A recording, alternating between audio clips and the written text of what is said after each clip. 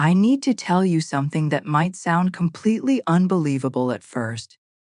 But just last month, someone used the exact mental process I'm about to share with you and ended up manifesting $50 million.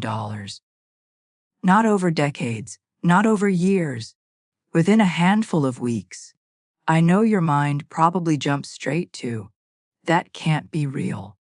But stay with me, because in the next few minutes, I'm going to walk you through exactly how it happened, and more importantly, how the same shift can happen for you. This isn't some fantasy or a cheap get-rich gimmick. This is about tapping into a mental power you already have, the same inner current that wealthy people, often without knowing it, naturally ride. Think about it. Every single day, regular people with ordinary lives start attracting sums of money they once thought were far beyond their reach. And they're not doing anything superhuman. They're not grinding harder than you. They're not born with higher IQs.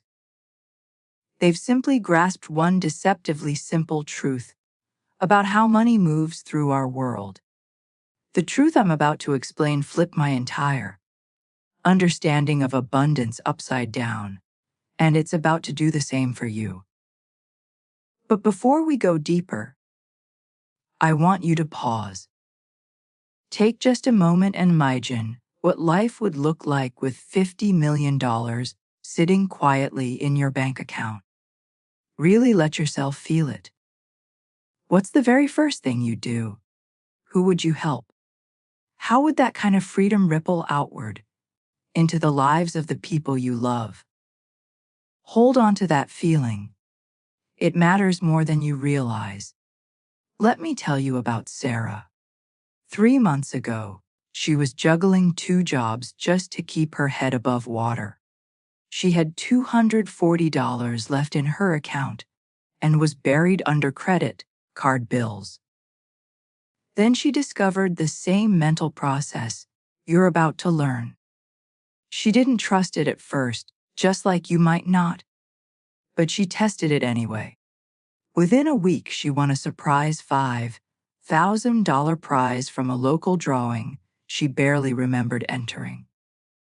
By the 3rd week, her small side business, quiet for months, suddenly exploded, earning her $25,000 in a single day.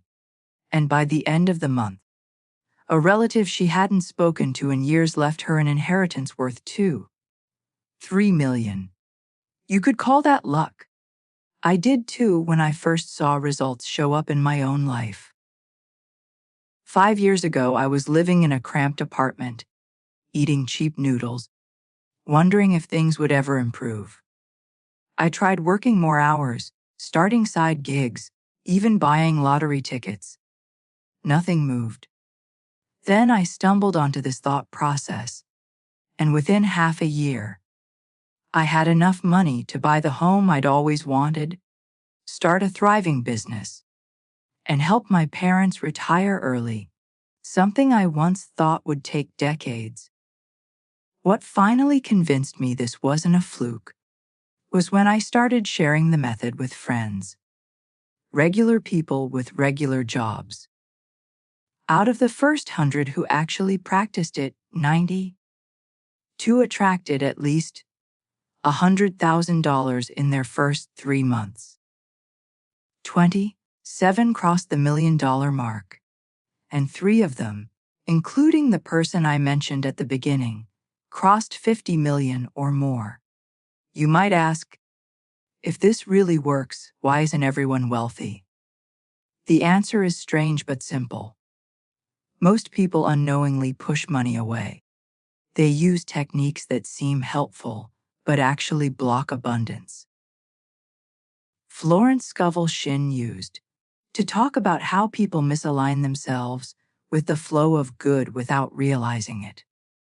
And that's exactly what people do with money. Before we move on, I want you to recognize something. What you've heard so far isn't magic. It isn't luck. It's a shift in the way the mind interacts with opportunity, timing, and possibility. And now you're standing right at the edge of that same shift. Now that you've seen what this process can do, you might still wonder why everyone, if it's swimming in wealth, if it's truly this powerful. The reason is surprisingly simple. Most people are unknowingly working against themselves. They're trying to attract money while holding beliefs that push it away. Florence Scovel Shinn often wrote about how people block their own good without realizing it. And that's exactly what happens with money. People fall into what I call the worth trap. They believe they need to struggle first, prove themselves, somehow earn their right to be wealthy. They think wealth is something granted only to those who work themselves to exhaustion or suffer long enough. But money isn't a judge. It doesn't reward worthiness or punish weakness. It's neutral energy, and it flows where your mental attention allows it. Another common block is trying to manifest from a place of panic or deprivation. People obsess over their empty bank account, the stack of bills on the table, the credit card that's nearly maxed out. They think about money constantly, but their thoughts are soaked in fear, and fear only attracts more fear. It's the same strange paradox as looking for love, while feeling deeply unlovable. The very longing pushes the thing you want farther away.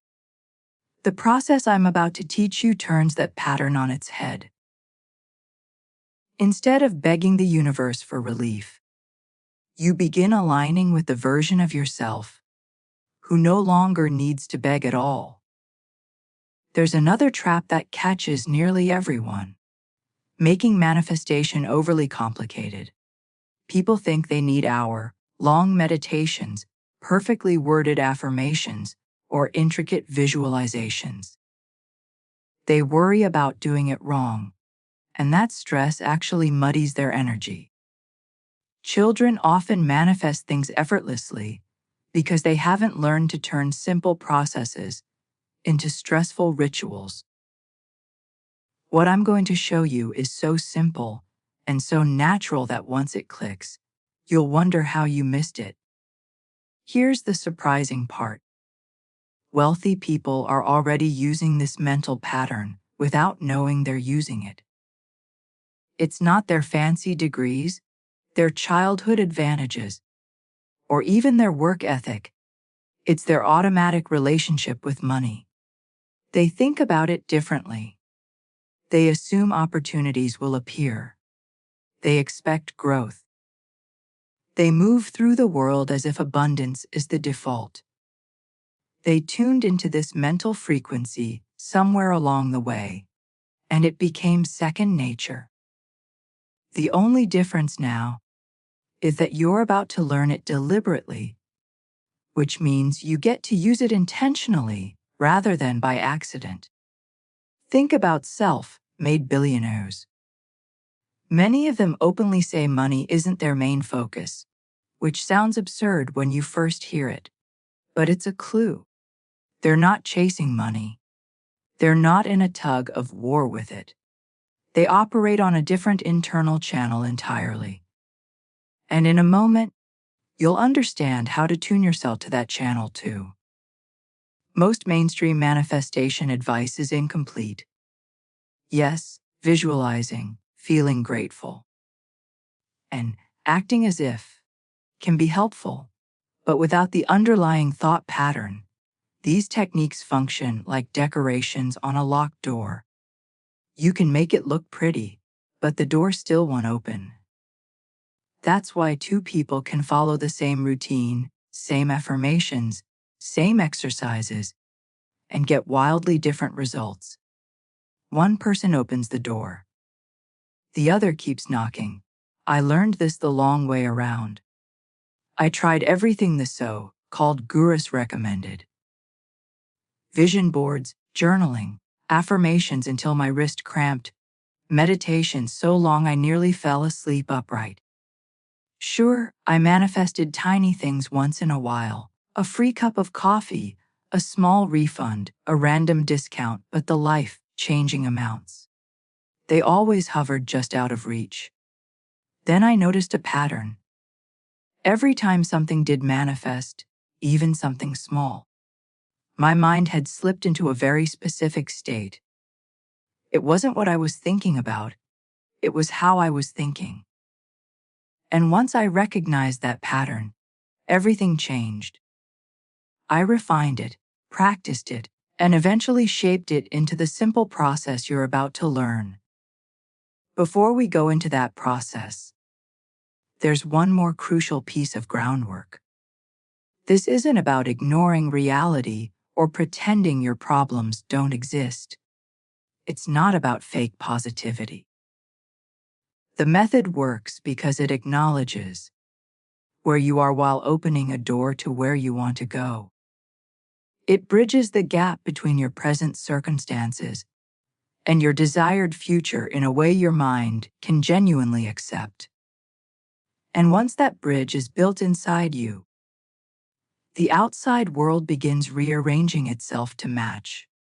What's truly thrilling is that this shift doesn't just affect your finances. People in my community have used it to attract new relationships, heal their health, find new purpose, and create experiences they once thought impossible. But for now, we're focusing on money, because having access to abundance opens countless other doors. Now that the old mental programming is exposed, we're ready to rewrite it. What comes next is where your entire relationship with money starts to transform. Now that the old beliefs are out in the open, it's time to shift them. The first step is releasing the idea that money is scarce. That belief alone has blocked more abundance than any external circumstance ever could. Look around our world, money circulates constantly. Every second, massive sums move between people, businesses, governments, and markets. Wealth isn't disappearing, it's expanding. New industries, new opportunities, new streams of income appear every day. The universe isn't running short. Your job isn't to hunt money down. Your job is to align yourself with the current it already travels on. Start by recalling moments in your life when money appeared with unexpected ease. Maybe you stumbled upon cash, received a gift, got a refund you didn't remember applying for, or earned something without much effort. Those moments weren't random. They were tiny openings, glimpses of how naturally money can find you when you're not tangled up in worry. Now we're simply widening that opening. There's another belief that needs to dissolve, the idea that being spiritual or being wealthy are somehow at odds. People pick up these mixed messages that money is material and spirituality is pure, creating a false divide that has no basis in reality. Money is simply condensed energy, just another medium through which choices flow. When someone has more of it, they have more power to do good, to help others, to create, to uplift. Florence Scovel Shinn always emphasized that wealth is part of the divine pattern when used with integrity. If you're a decent person, money only amplifies what's already inside you. Next, we need to dismiss the myth that manifesting large sums takes a long time. Time isn't the deciding factor. Your inner state is. Sarah manifested millions in weeks not because she worked harder, but because her relationship with possibility changed quickly. When doubt loosens its grip, the timeline collapses. Opportunities that were invisible suddenly show up. Paths that felt blocked start opening. What once seemed slow becomes surprisingly swift. Here's where everything tilts in a new direction. The thought process that attracts abundance isn't complicated. It's actually incredibly simple. You shift from wanting money to allowing money. Wanting sounds harmless, but it quietly signals lack. It keeps what you desire just out of reach. Allowing, on the other hand, means you've opened the door. It means you're no longer chasing the butterfly. You've become the place it naturally lands. To make this shift, you start forming what I call a mental magnet. This isn't a mantra, and it's not blind optimism.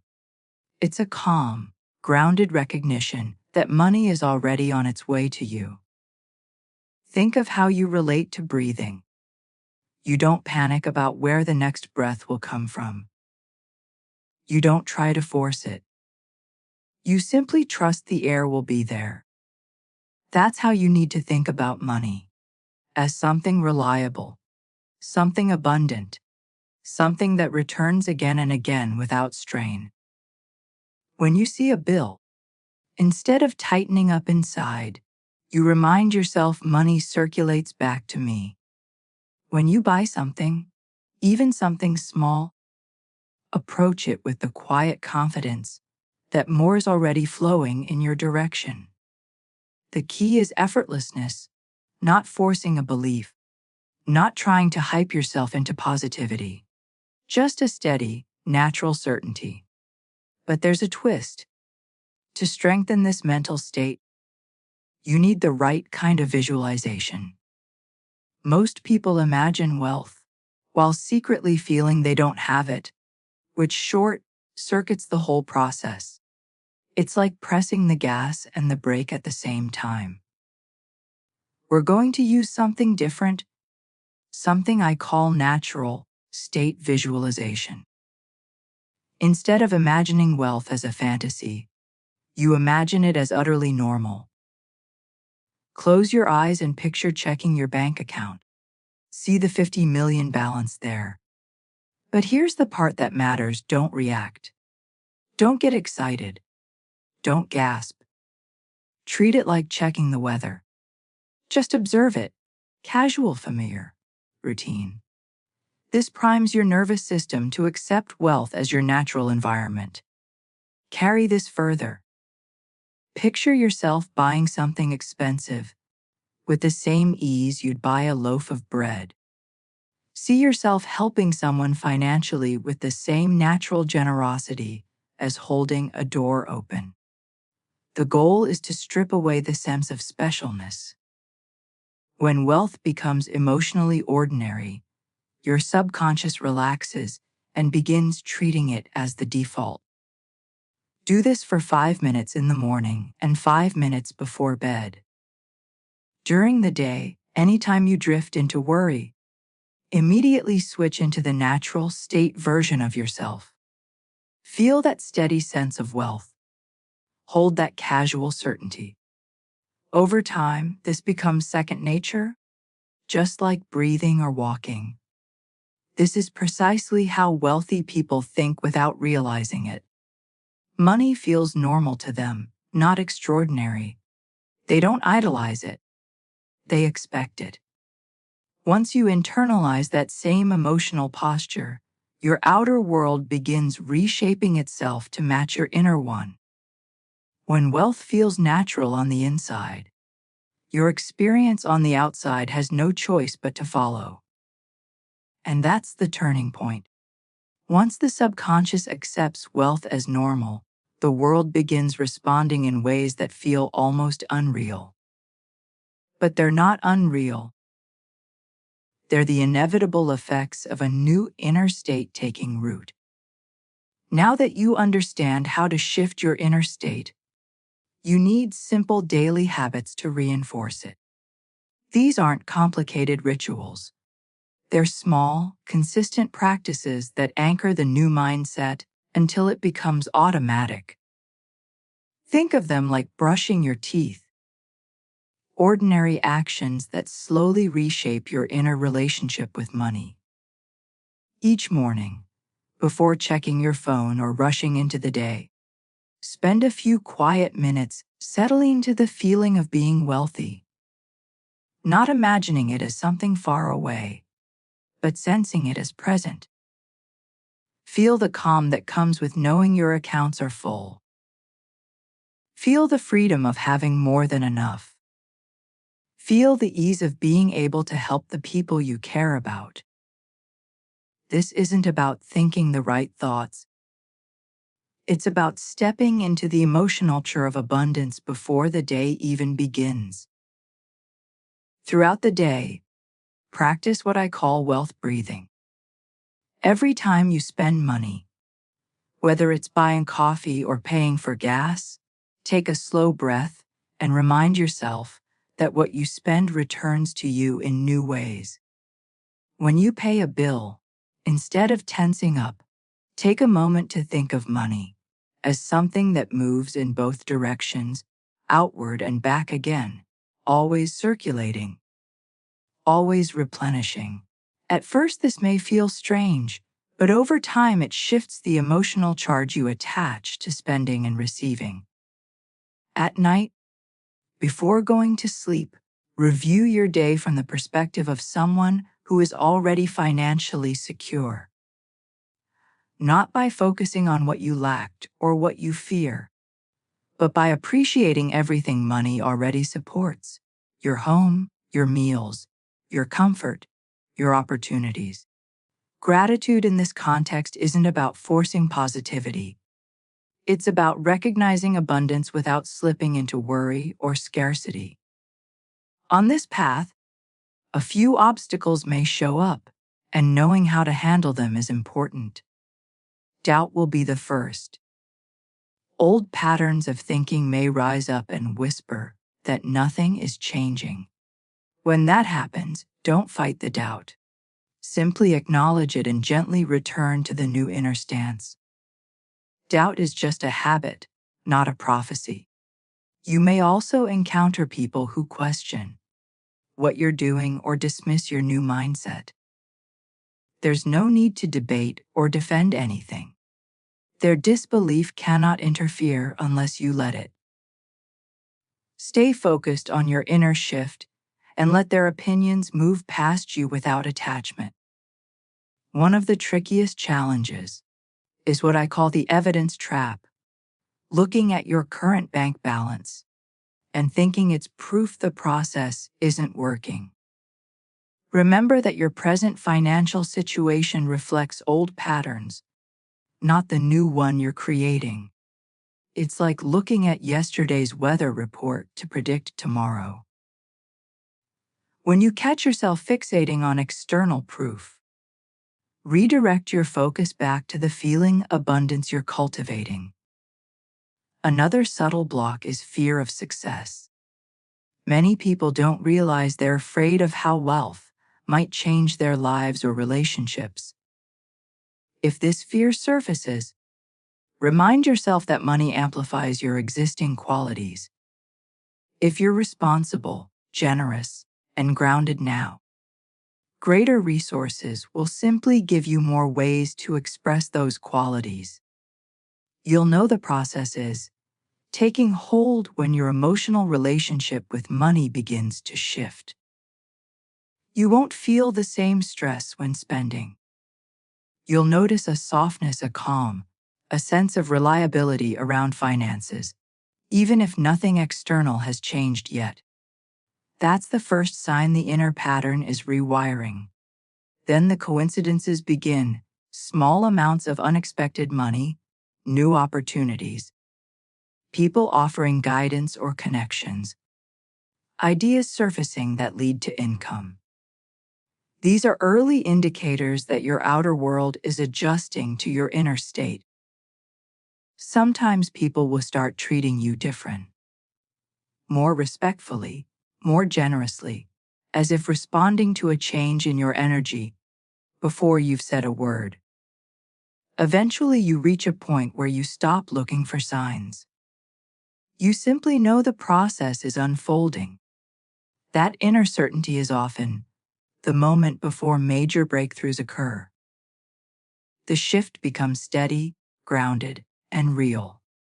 Now you have everything you need: The thought process, the emotional structure, and the daily practices that support the transformation. Your only task now is consistency. The universe doesn't distinguish between $50 and 50 million. The mechanism is the same. What changes is your capacity to allow more. This isn't only about becoming wealthy. It's about stepping into a version of yourself that is more capable, more free, more aligned with the life you're meant to live. The moment you commit to this new way of thinking, the process begins. The money already exists. The path already exists. And now you're in the position to receive it. Hello, my dear. Welcome. I invite you to join me now in a gentle, guided visualization to step out of the noise of the world and into the sacred space of your own soul. Find a place where your body can feel safe, supported, and completely at rest. Lying down is wonderful if you can, or sitting with your spine long and graceful. There is nothing for you to do but receive. My voice will be your gentle guide on a journey, not to become someone new, but to remember the quiet, powerful truth of who you have always been. So when you are ready, let's begin by arriving in this moment together. Take a slow, deep breath in through your nose, feeling the air as a gift of life. And as you exhale through your mouth, release the day with a gentle sigh. Let it all go. One more time, a deep, nourishing breath in. And as you release it, give yourself permission to sink into the stillness that is always waiting for you. And just allow your eyes to close, gently, softly. We are going to move deeper now, deeper into the peace where all true change begins. I will guide you down from 10 to 1. With each number, we will establish a steady, soothing rhythm. With each number, sinking deeper into peace, letting go even more. 10. Beginning the gentle descent, feeling the first layer of the outside world begin to melt away as you sink deeper. 9.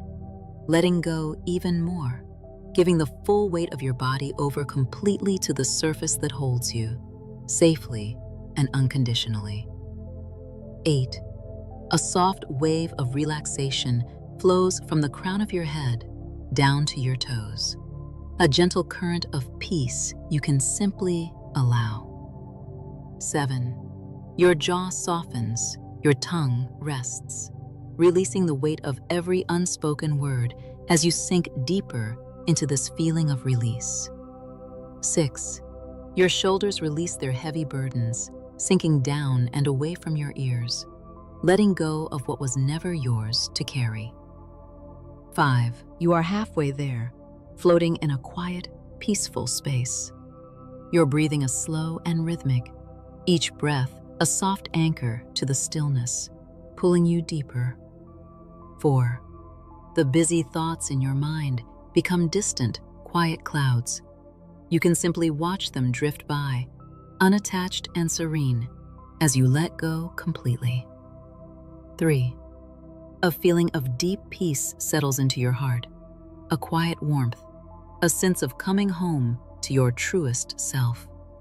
Sinking deeper now. 2. You are at the doorway to your inner sanctuary. Your body is resting deeply. Your mind is open, clear, and wonderfully receptive. And 1. You have arrived. In a state of perfect, peaceful awareness, totally relaxed, yet more awake than ever before. Rest here, in this powerful, creative silence. From this beautiful, receptive space, imagine a soft, golden honey-like light forming above your head.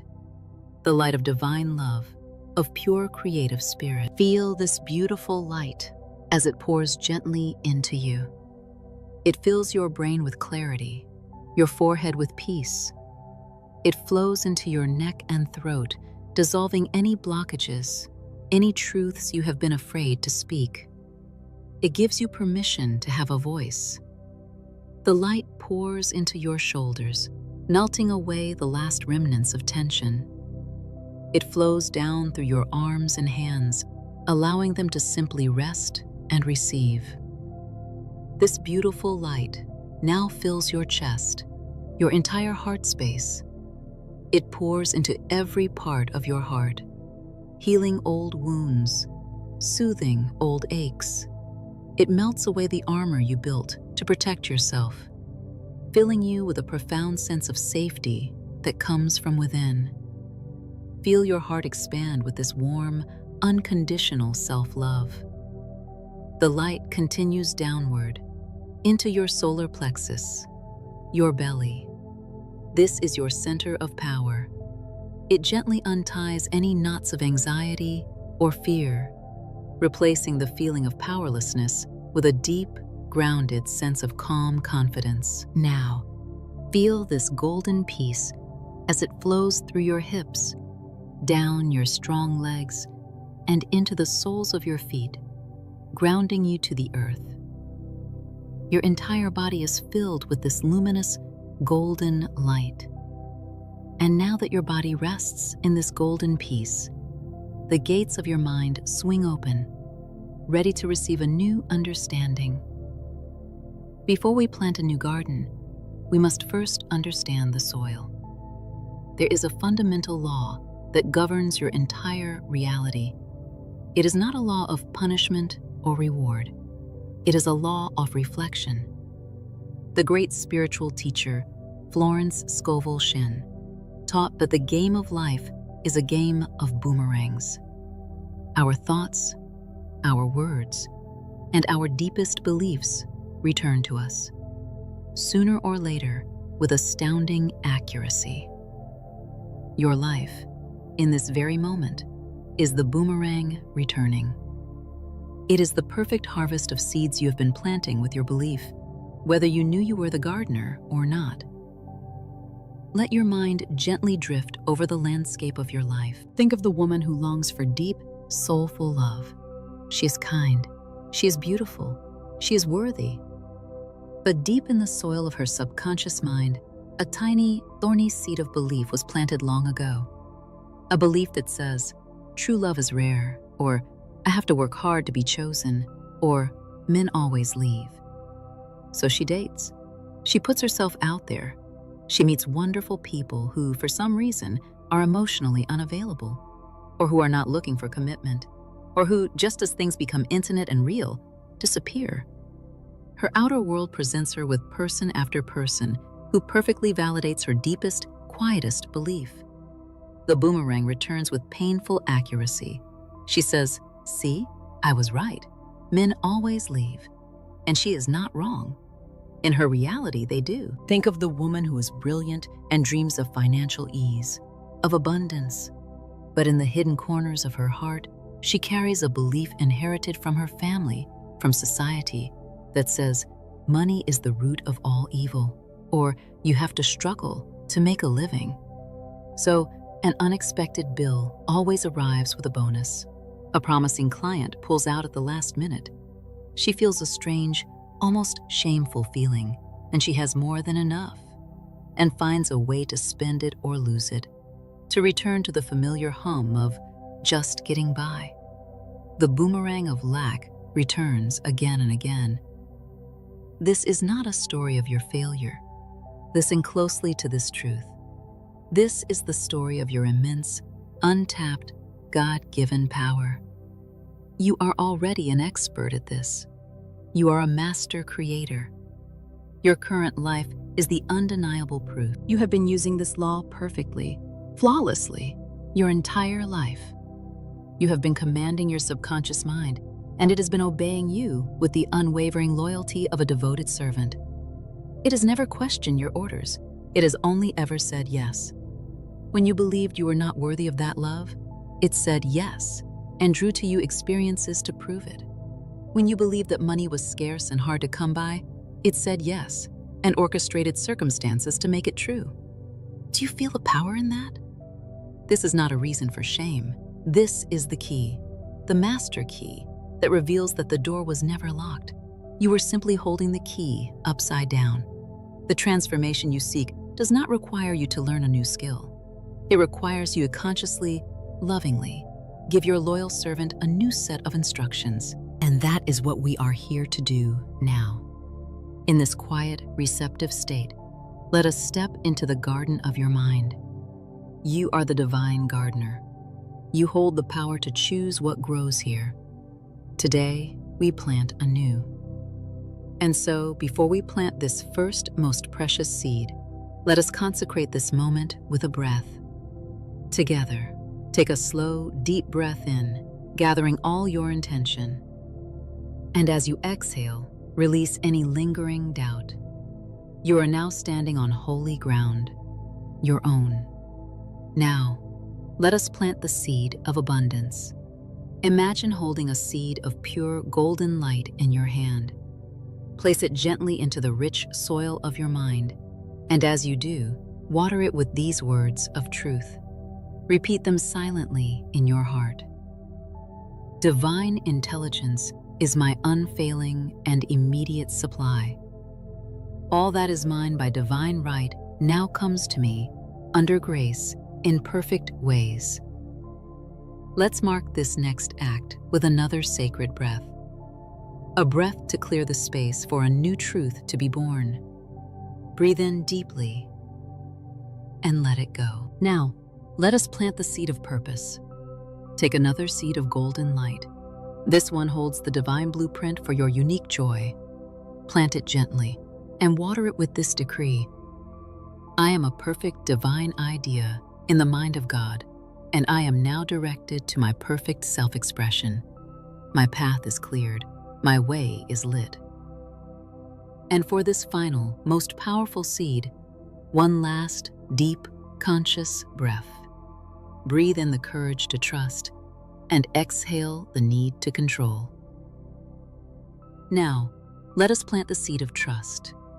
Take this final, brilliant seed of light, plant it in the very center of your garden, and water it with this ultimate decree of faith. Every plan my Father has not planned is now dissolved and dissipated.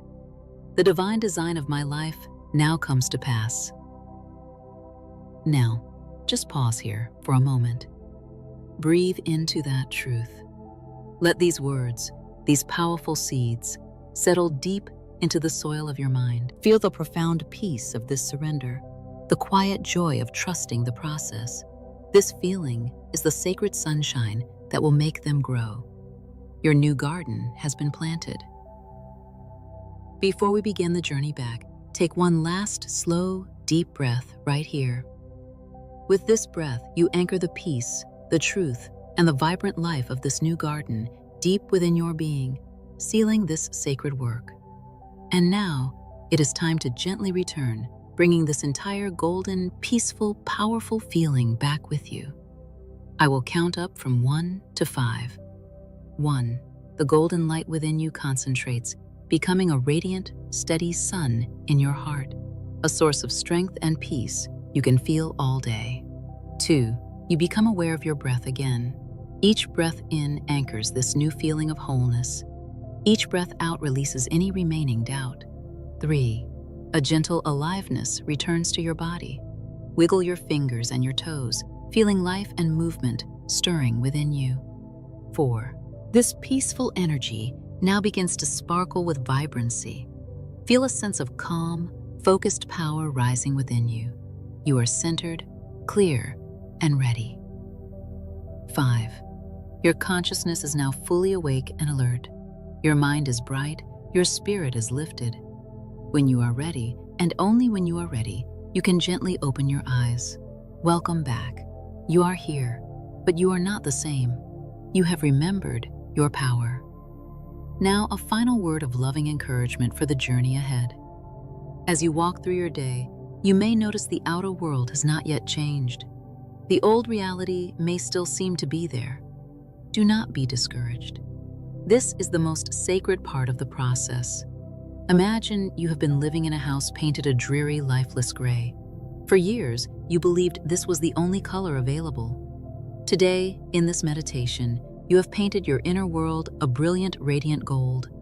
But when you open your eyes, the outer walls are still gray. The temptation is to say, "See, it didn't work. My world is gray." And to repaint your inner world back to the familiar gray to match it. Do not do this. The discomfort you feel is the dissonance between the new truth you are holding within and the old reality that is not yet caught up. This friction is the engine of change. The outer world is simply a shadow. It takes time for the object to turn before the shadow reflects its new position. This space between your inner shift and your outer manifestation is the sacred lag time. It is a test of your faith. Hold true to your inner vision. Keep feeling the feeling of the golden room, even when you are standing in the gray one. The gray paint will begin to chip away.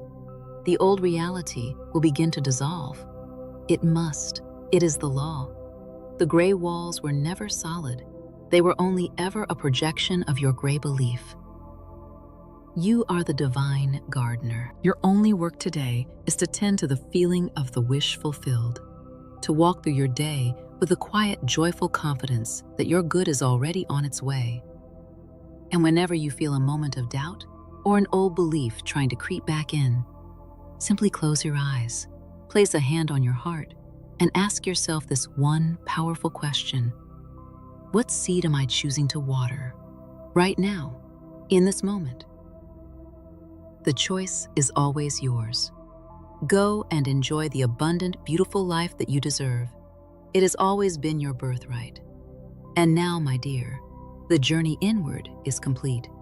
You may step back into the world, not as you left it, but as a conscious creator, carrying this sacred garden, this golden peace within you. The stillness you found here is now yours to keep. The world awaits your light.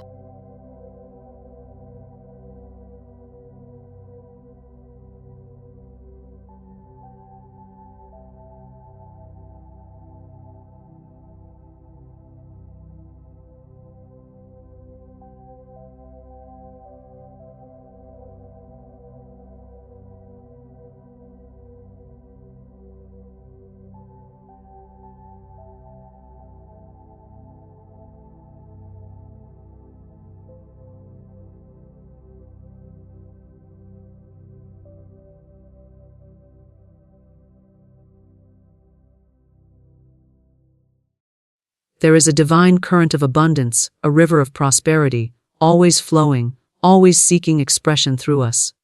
Many believe money is hard, scarce, or bound by struggle, but this is only the illusion of fear. The truth is that supply is as unlimited as the air we breathe. And the moment one aligns with the higher law of good, provision appears as swiftly as light follows the dawn. Instant money is not born from chance or manipulation. It is the outward evidence of inner alignment with universal substance. The code is not numbers nor secrets locked in books. It is the eternal principle of cause and effect working through thought, word, and belief. Every spoken word is a seed, and every seed brings forth after its kind. To speak of lack is to plant lack. To declare abundance is to summon it from the unseen into the seen. The instant money code is nothing less than the conscious recognition that wealth already exists, and that one is heir to it by divine right. Money is a symbol, a servant, an instrument of exchange. It is neither holy nor unholy, except as one calls it. To see it rightly is to free it from bondage and to allow it to circulate without fear. When the mind is filled with anxiety, money seems to vanish. When the heart is filled with gratitude, money arrives like a trusted friend. Gratitude is a magnet, faith is a conductor, and words are the key that unlock the treasury. The instant money code is written in the language of affirmation. One must declare, I am rich in divine ideas, and these ideas manifest as gold in my hands. Such a statement is not empty, but creative. It sets unseen forces into motion. For thought impregnated with faith becomes form. A mind convinced of lack will prove it. A mind convinced of abundance will demonstrate it instantly. To live by the code is to refuse fear's suggestion. It is to stand unwavering when appearances seem small, and to remember that the invisible supply is greater than any visible demand. Just as the sun does not ration its light, so the source does not ration its wealth. One need only open the window of belief to let it in. The instant money code is the remembrance that we are never beggars, but rightful inheritors of every good thing. Opportunities, ideas, and unexpected channels are merely forms taken by the one infinite supply. The law is swift, exact, and unfailing. The moment one releases the thought of limitation, the channel clears, and money flows instantly, in ways both expected and miraculous. Thus, the code is lived by faith, spoken with authority, and sealed with gratitude. It is not learned in time but revealed in consciousness. To align with it is to enter into the effortless rhythm of prosperity, where every need is met in perfect timing, and every desire is fulfilled without toil. Abundance flows as naturally as breath, for it is the eternal rhythm of life itself, unbroken, unceasing, and forever available. Just as no one stops to question whether there will be enough air to inhale, so should no one question the availability of divine supply. Air is unseen, yet it fills the lungs the moment one draws it in. Wealth is the same, invisible in essence, but instantly present the moment the mind allows it to flow. Lack arises only when one holds the breath, clutches in fear, or believes that the atmosphere is limited. The truth is that the universe is generous beyond measure, a storehouse without walls, and every soul is heir to its inexhaustible treasures. When one observes nature, the evidence of abundance is everywhere. A single tree produces thousands of leaves in a single season, and countless seeds fall, more than will ever be needed to reproduce its kind. The ocean never ceases to pour waves upon the shore, wave after wave, without effort or scarcity. Stars scatter across the sky in numbers beyond imagination, each one burning with endless energy, not rationed, not limited. The rhythm of abundance is written into creation itself, and to live in harmony with this rhythm is to recognize that money, opportunities, and resources flow in the same boundless way. Many hold the false belief that abundance is earned only through struggle, that it must be chased, fought for, or withheld. Yet this is no more true than the belief that one must battle for every breath of air. The body does not strain to receive oxygen, it simply allows the intake. In the same way, the consciousness that releases fear and invites supply becomes a clear vessel through which money flows. Strain blocks the channel, while surrender opens it wide. Effort is not the source of abundance. It is alignment that reveals it. The instant money code speaks through this law. That supply is always present, always waiting for recognition. Abundance is not created by man's effort, but acknowledged by man's faith. One who trusts the process of breath does not gasp in terror. Will the next breath be there? But receives with confidence, and so it is with wealth. The fearful heart imagines shortage, but the fearless one rests in the assurance that provision is perpetual. To understand abundance as breath is to see that circulation is essential. Just as inhaling requires exhaling, so does receiving require giving. If one were to hold the breath and refuse to release it, suffocation would follow. In the same way, clinging to money in fear of loss creates stagnation. The law of circulation requires that what is received must also flow outward, so that the current of prosperity remains unbroken. To give in joy is to breathe out, and to receive in faith is to breathe in. Both movements are necessary, both are sacred, and both confirm the truth that supply is endless. Consider how quietly and naturally the breath sustains life. One does not direct it consciously for every moment, and yet it continues, faithful and steady. Abundance works in the same silent certainty, moving through channels seen and unseen, providing without ceasing. When the mind is quieted and the heart is still, one can feel this rhythm, a pulse of provision as constant as the heartbeat. Money becomes less of a chase and more of a current, arriving at the right moment, from the right direction, in perfect sufficiency. Fear whispers of competition, as though the air belonged more to one than another, as though there were not enough to go around. Yet who would argue that the atmosphere is divided by borders or restricted by claim? The wind blows freely, touching all, favoring none, withholding from none. So too does the flow of abundance operate without partiality. Each individual stands beneath an open sky of infinite supply, and it is only the belief in limitation that causes one to feel deprived. Breath teaches the lesson of trust. No one stands awake through the night reminding themselves to inhale, fearing that oxygen might fail. The body knows. The breath flows, and sleep is peaceful. Imagine if the same trust were placed in the flow of wealth. How restful life would become. How free from anxiety, how open to creativity. To trust that abundance flows as breath is to live without the strain of constant worry. To live instead in the assurance that needs are met in divine timing, through perfect channels, without resistance. The rhythm of abundance is not hurried, nor is it delayed. It comes as naturally as the rise and fall of the chest, the steady cycle of inhale and exhale. When one becomes attuned to this truth, desperation dissolves. There is no need to clutch at life, for life itself is giving ceaselessly. The focus turns inward, toward cultivating receptivity, faith, and gratitude, rather than outward toward chasing and striving. Gratitude, in particular, is the deep breath of the soul, the acknowledgement of supply already present, and this acknowledgement multiplies what is received. In moments of fear, when money seems scarce, pause and breathe. Notice how air rushes in without effort. Notice how it supports life without price or condition. Let this be the reminder that supply is equally present, equally free, equally dependable. To meditate on the breath is to meditate on abundance itself. For both are gifts of the same source, flowing without interruption. There is also a sacred rhythm in the balance of giving and receiving, much like the balance of inhalation and exhalation. When one learns to give freely, without fear of depletion, one affirms trust in the endless source. And when one receives without guilt, one affirms worthiness.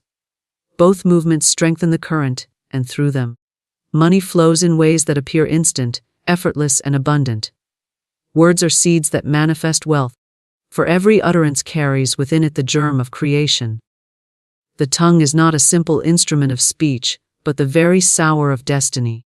When one speaks, vibrations are released into the unseen, and these vibrations gather substance, drawing to themselves the exact likeness of the words declared.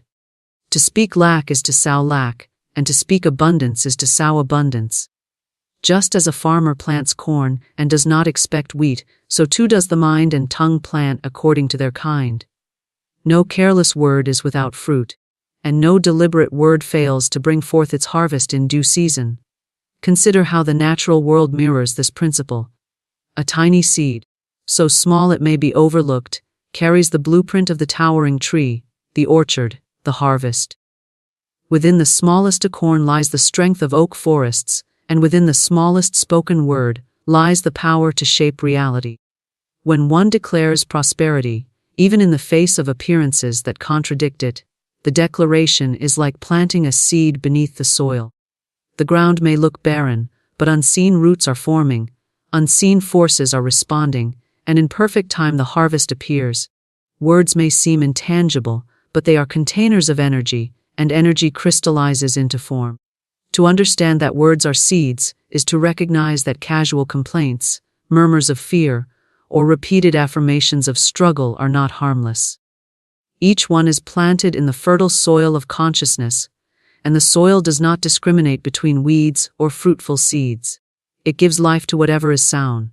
When one constantly says, "I never have enough," or "money is hard to come by," the soil of mind accepts these declarations as commands and produces after their kind.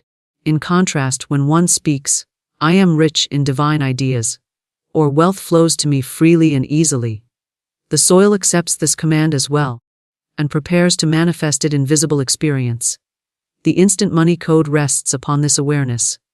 Wealth begins not with coins or paper, but with words. A word is the beginning of a chain that moves from vibration to thought, from thought to belief, from belief to action, and from action to manifestation. Every fortune ever built began first with a spoken declaration, whether aloud or within the secret chambers of the mind. And every failure has likewise been rooted in repeated declarations of defeat. Words are not idle, they are laws spoken into existence, and once spoken, they set unseen forces into motion. One must therefore guard the tongue as a sacred instrument. It is not enough to think positively while speaking negatively, for the spoken word carries power in its vibration. A mind filled with faith that utters words of doubt is like a gardener planting weeds among flowers.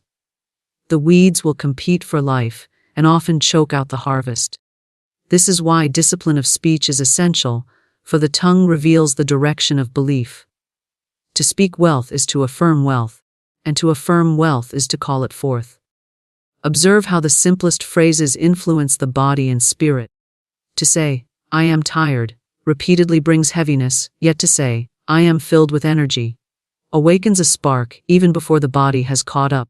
In the same way, saying, "I am poor," creates heaviness of lack, while "I am prosperous" awakens the energy of supply.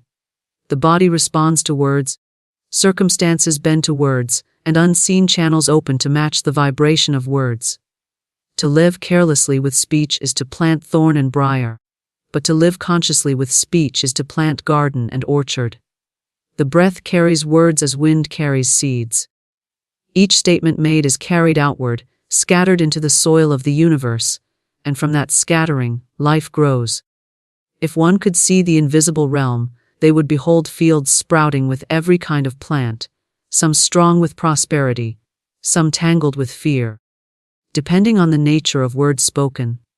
The wise cultivator clears away the weeds of negative confession and chooses carefully each seed sown, knowing the harvest is inevitable. Words not only declare but also direct the subconscious.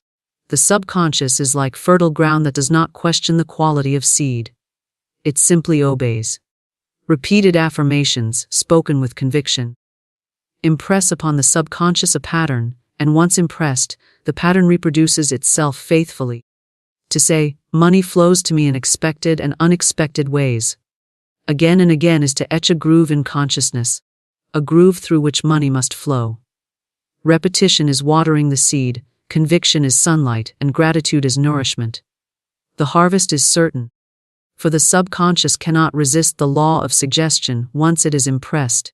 There is also the power of spoken words to influence others and circumstances. When one speaks with confidence, doors open. When one speaks with assurance of prosperity, opportunities are drawn, for people respond not only to what is said, but to the vibration behind it. A merchant who speaks of abundance attracts buyers, a leader who speaks of vision attracts followers, an individual who speaks of wealth attracts wealth, for the world echoes back the vibration it receives. The law works impersonally, responding to the words spoken without judgment. Words can also cancel one another if spoken carelessly. To affirm abundance in the morning and complain of lack by the afternoon is to plant and uproot. Plant and uproot, leaving the soil barren. Consistency is the secret, for consistency allows roots to grow deep.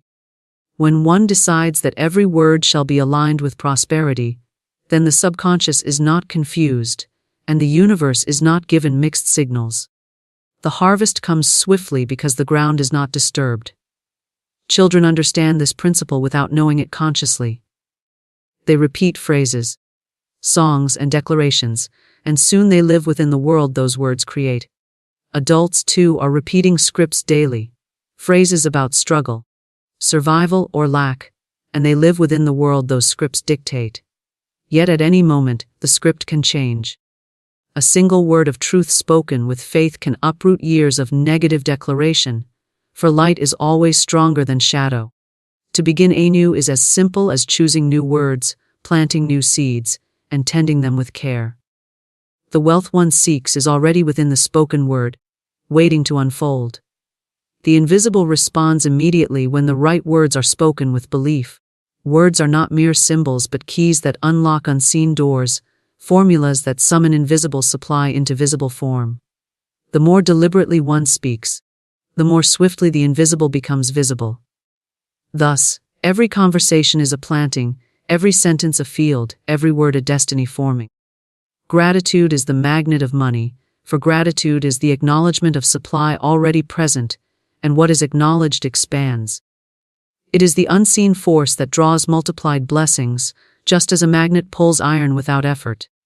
Gratitude is not merely polite words spoken when something arrives, but a living attitude that radiates appreciation before, during, and after the manifestation of wealth. It is the spiritual law that whatever one thanks for increases, for the universe responds to recognition.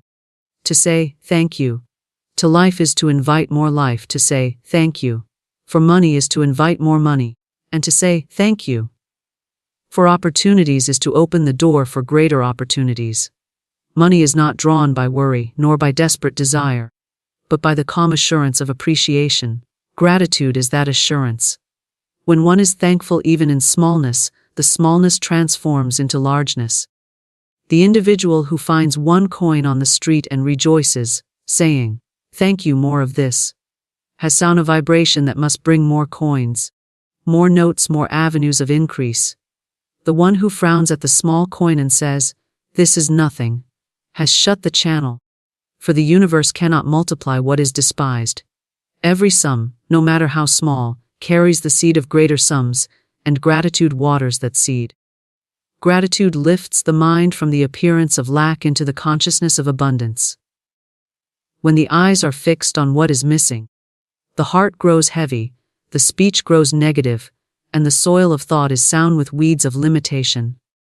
But when the eyes turn toward what is present, however slight, and gratitude fills the heart, the vibration shifts. Lack dissolves, abundance quickens, channels open. Gratitude is the bridge between what is and what is to come, the invisible force that aligns man with his divine inheritance of wealth. One may test this law in daily life. Begin by thanking for the money already in hand, however modest. Thank the dollar in the pocket, the coins in the drawer, the food on the table, the clothes on the body, the roof overhead. As gratitude flows, the vibration rises, and new supply is attracted. Soon unexpected gifts arrive, new streams of income appear, and money comes in ways unforeseen. Gratitude is a magnetic field, and money is drawn to it as metal to lodestone. It cannot resist.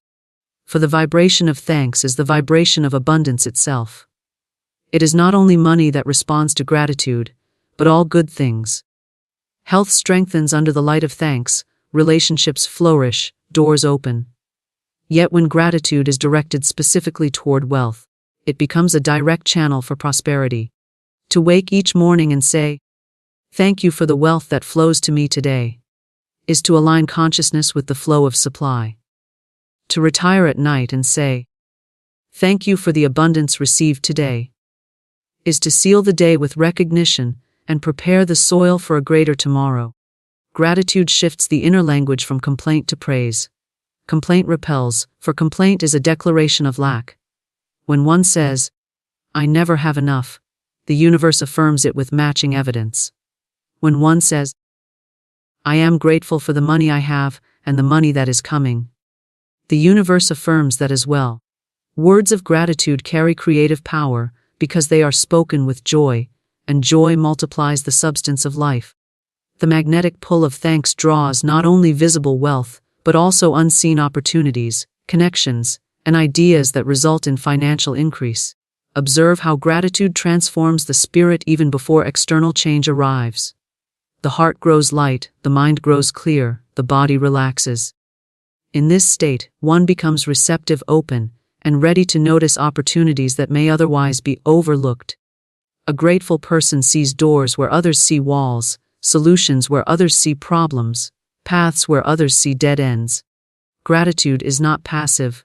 It is the active state of expectancy, the awareness that good is here and more is on the way.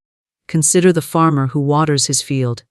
He does not curse the seed for being hidden, nor despair because the harvest is unseen. He waters, tends, and waits with trust, knowing that the crop is inevitable. Gratitude is that water.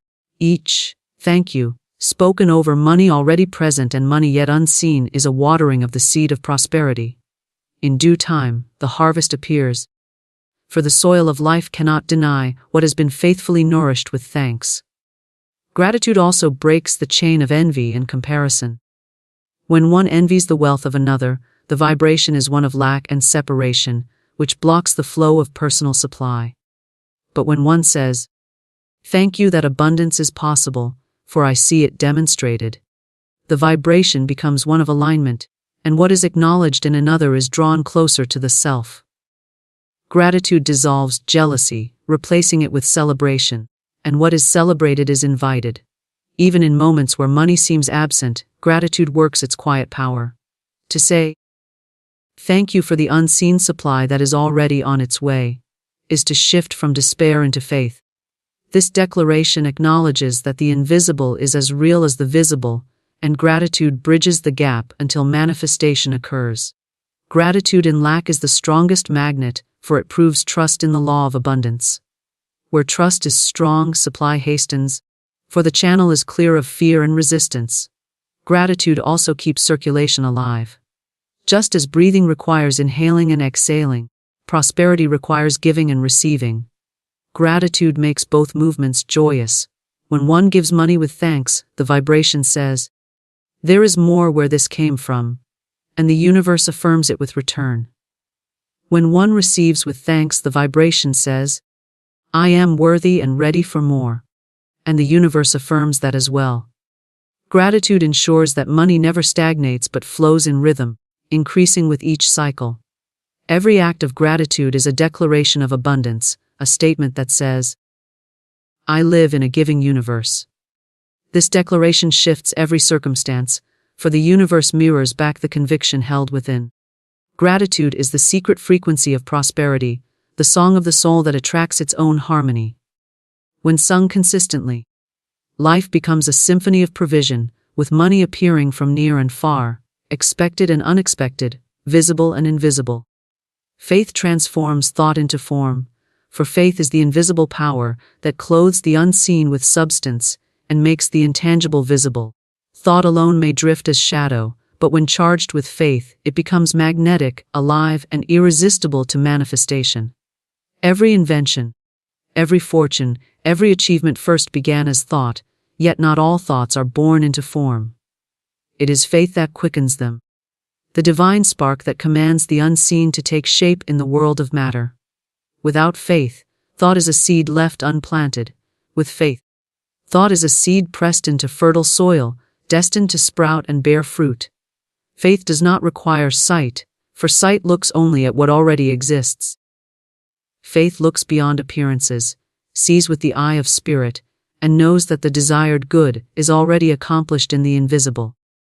To think of money without faith is to wish weakly. To think of money with faith is to create it surely. Faith holds the image steady when outer conditions deny it. Faith stands unmoved when circumstances shout lack. Faith knows that the invisible law of abundance is stronger than any temporary condition.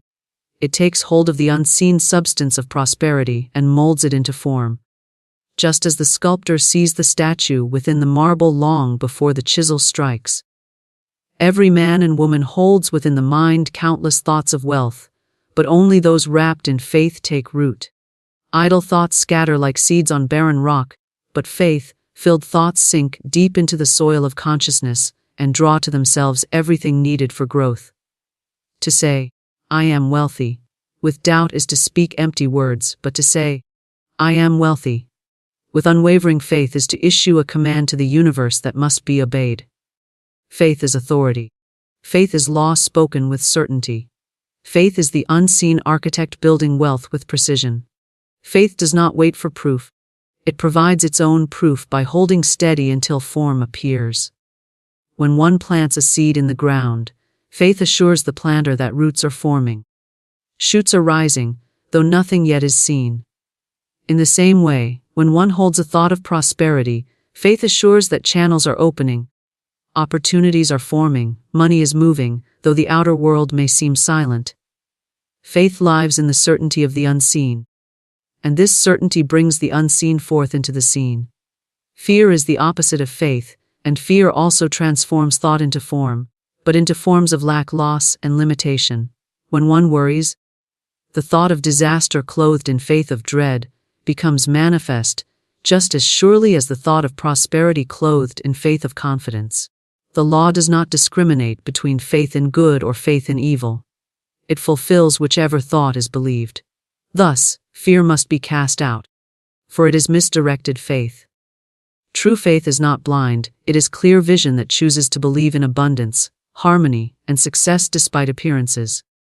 Faith aligns the inner world with the outer. A thought without faith remains only an idea, but a thought filled with faith creates feelings, words, and actions that all harmonize with it. To believe in wealth deeply causes one to speak of wealth, expect wealth, and act as one already wealthy. These vibrations draw wealth in visible form. The one who believes in poverty deeply speaks of lack, expects lack, and acts in fear, and so attracts lack in visible form. Faith is the difference, the subtle current that determines whether thought remains idle or becomes creation. Faith is exercised through affirmation, vision, and expectancy. When one affirms, "Money comes to me easily and constantly," faith infuses the words with power. When one holds a vision of wealth, faith keeps the vision bright, not dimmed by delay. When one expects good, faith becomes the open hand ready to receive. Faith is not struggle, for struggle implies doubt. Faith is rest, the calm assurance that the seed planted must grow, the conviction that abundance already exists and is making its way into form. The unseen substance of the universe is pliable, waiting to be shaped by faith-filled thought. Just as clay waits for the potter, so does divine substance wait for the thinker. When thought is impressed with faith, the substance begins to take shape in ways mysterious and miraculous. Opportunities arise, ideas surface, people appear, doors open. Faith is not bound by time, for it draws swiftly, and not bound by channel, for it finds ways beyond imagination. A person of faith may see money appear through unexpected avenues, yet each avenue is but the outworking of the law that thought clothed in faith becomes form. Faith also sustains persistence. Without faith, one gives up too soon, abandoning the seed before harvest. With faith, one waits with calm assurance, knowing that manifestation is certain. Many have abandoned prosperity because they allowed doubt to uproot their seed, but those who hold faith see their harvest arrive in full. Faith is the patience that knows delay is not denial. Faith is the confidence that unseen forces are working even when the eyes perceive nothing. Faith can be cultivated. It grows as it is exercised, just as muscles strengthen with use. Begin with small declarations, watch them come to pass, and faith grows for larger ones.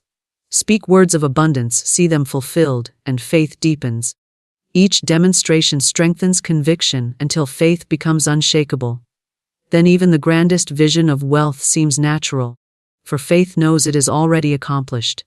Faith transforms thought into form because faith is alignment with divine law. Divine law is abundance, harmony, and completion. When thought vibrates with faith, it is aligned with this law, and alignment produces manifestation. A thought without faith is out of tune, like a note struck wrongly on an instrument. But a thought with faith rings true, and the universe harmonizes with it. Wealth then flows, not as struggle but as music, composed by the faith of the thinker. Faith is not limited to the individual alone, for it radiates outward. When one speaks with faith, others believe. When one moves with faith, doors open. Faith has an aura, a presence, that draws cooperation, support, and favor. Those who live by faith in abundance become magnets, not only for money, but for people and opportunities that carry money with them. This is the mystery of faith's power. It transforms not only thought, but the entire atmosphere around the one who believes, creating a field of manifestation that others can feel and respond to. Supply is infinite, demand is illusion. For what appears as lack is only a shadow cast by limited perception. The truth is that the universe is an endless reservoir, overflowing with riches, ideas, opportunities, and forms of wealth, but the human mind, clouded by fear and conditioned by false belief, imagines scarcity. This imagination of scarcity creates the experience of scarcity, yet it is only illusion. The moment one lifts consciousness above fear into truth, the illusion dissolves, and the infinite supply stands revealed. The sun does not ration its light, nor does the ocean ration its waves. Air is not measured out in rations, and the earth does not withhold its fruit. Everywhere nature declares this truth, abundance is the law. Scarcity does not exist in reality.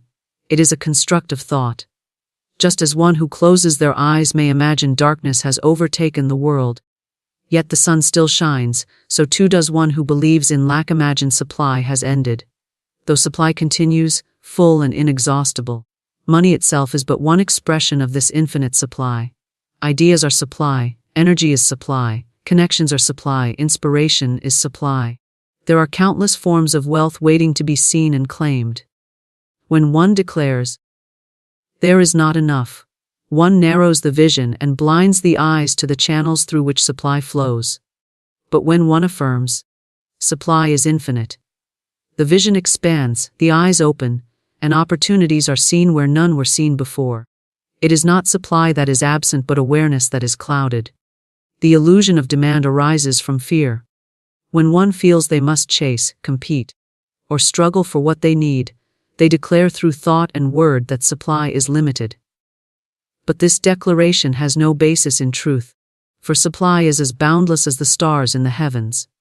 The sense of demand is a mirage, created by forgetting that every need is already answered in divine mind. The very fact of desire proves the existence of supply, for no desire is born without its corresponding fulfillment. The bird's hunger is met with seed, the fish's need is met with water, and so too is every human desire already matched by the infinite storehouse. When one understands that supply is infinite, fear loosens its grip. No longer is life lived in anxious grasping, for one knows there is always more. Just as no one panics that air will run out with the next breath, so should no one panic that wealth will run out with the next expense.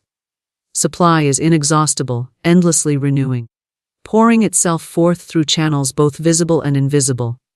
Fear of demand closes the door, faith in infinite supply opens it wide. The illusion of demand also comes from comparison. When one sees another prosper and believes that their own share is diminished, they forget the nature of infinity. Infinity cannot be divided, cannot be lessened by another's gain. Another's wealth is not subtraction from one's own, but proof of the boundlessness of supply.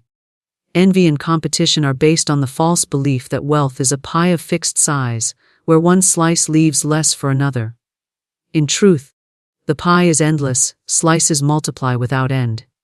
Each person taps directly into the infinite, without reducing what is available to anyone else. Supply being infinite also means channels are endless. If one door closes, another opens. If one channel dries, 10 more appear. To cling to one channel as though it is the source is to forget the truth. The job, the client, the market, the business, all are channels, but never the source. The source is infinite supply itself, unbound, unfailing, limitless. When one channel ends, it is only life redirecting the flow through another, perhaps larger, perhaps better suited. To believe demand is final is to cling to the channel and ignore the ocean. Gratitude and faith align one with this infinite supply. Gratitude acknowledges the abundance already flowing, and faith expects the abundance yet unseen. Together they dissolve the illusion of demand. When one lives in thanksgiving for what is present, one signals readiness for more. When one rests in faith for what is to come, one signals confidence that more is inevitable. These vibrations align with truth, and truth always reveals itself in form. Observe how easily nature demonstrates supply without demand. A tree does not strain for leaves, it simply receives sun and water, and leaves appear in abundance. A flower does not wrestle to bloom, it unfolds naturally, drawing sustenance from the earth. Rivers do not struggle to flow, they follow their course effortlessly. So too is human supply meant to flow, effortless, natural, constant. The illusion of demand comes from resisting this flow, damming it with fear, blocking it with doubt. To release fear is to let the current move again, and when it moves in abundance. Consider how often people magnify the illusion of demand by repeating words of lack. There isn't enough. I can't afford this. Times are hard. These words are declarations of illusion, seeds planted in the soil of thought that grow into harvests of scarcity. Yet the truth remains unchanged beneath them, just as the sun remains shining even when clouds obscure it. When one changes the declaration to truth, there is always enough. I can afford every good thing by divine right. Supply is infinite and flows to me now. The illusion dissipates. and reality is revealed. Infinite supply does not mean chaos or excess without order. It means there is always enough for every need, at the right time, in the right way. Just as the lungs are filled with exactly the right measure of air, not too little and not too much, so does divine supply provide precisely what is required for each moment. The mind that trusts this law rests in peace, knowing that demand is never real, only illusion created by doubt. In reality, there is always perfect provision. The illusion of demand can also be broken by remembrance of source. When one remembers that the universe itself is infinite, that divine mind is limitless, and that man is heir to this abundance, all sense of shortage vanishes. To believe in lack is to believe that infinity can be diminished, that the eternal can be exhausted, that the infinite storehouse can be emptied. Such a belief is absurd, yet it is the root of fear. To affirm instead that supply is infinite is to align with reality, and alignment with reality always brings demonstration. The truth of infinite supply is not distant, nor reserved for a few, but present here and now for all. It flows through ideas, through inspiration, through opportunities, through unexpected gifts. It waits only for recognition. The moment one accepts this truth in consciousness, the outer world rearranges to match it. The moment one rejects the illusion of demand, the flow of supply is felt.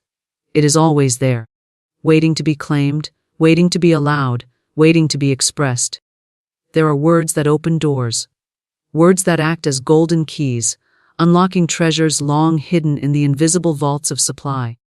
Every spoken thought carries power, for the spoken word sets forth unseen forces that arrange themselves into visible form.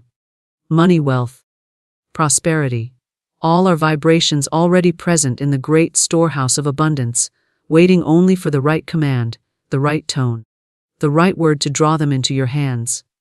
When you speak, you do not merely form sounds. You set laws in motion. A decree is issued, and the universe obeys. If your words have been careless, you have perhaps called lack to your door. But when you speak with certainty, clothed in faith, you summon prosperity with the authority of one who knows.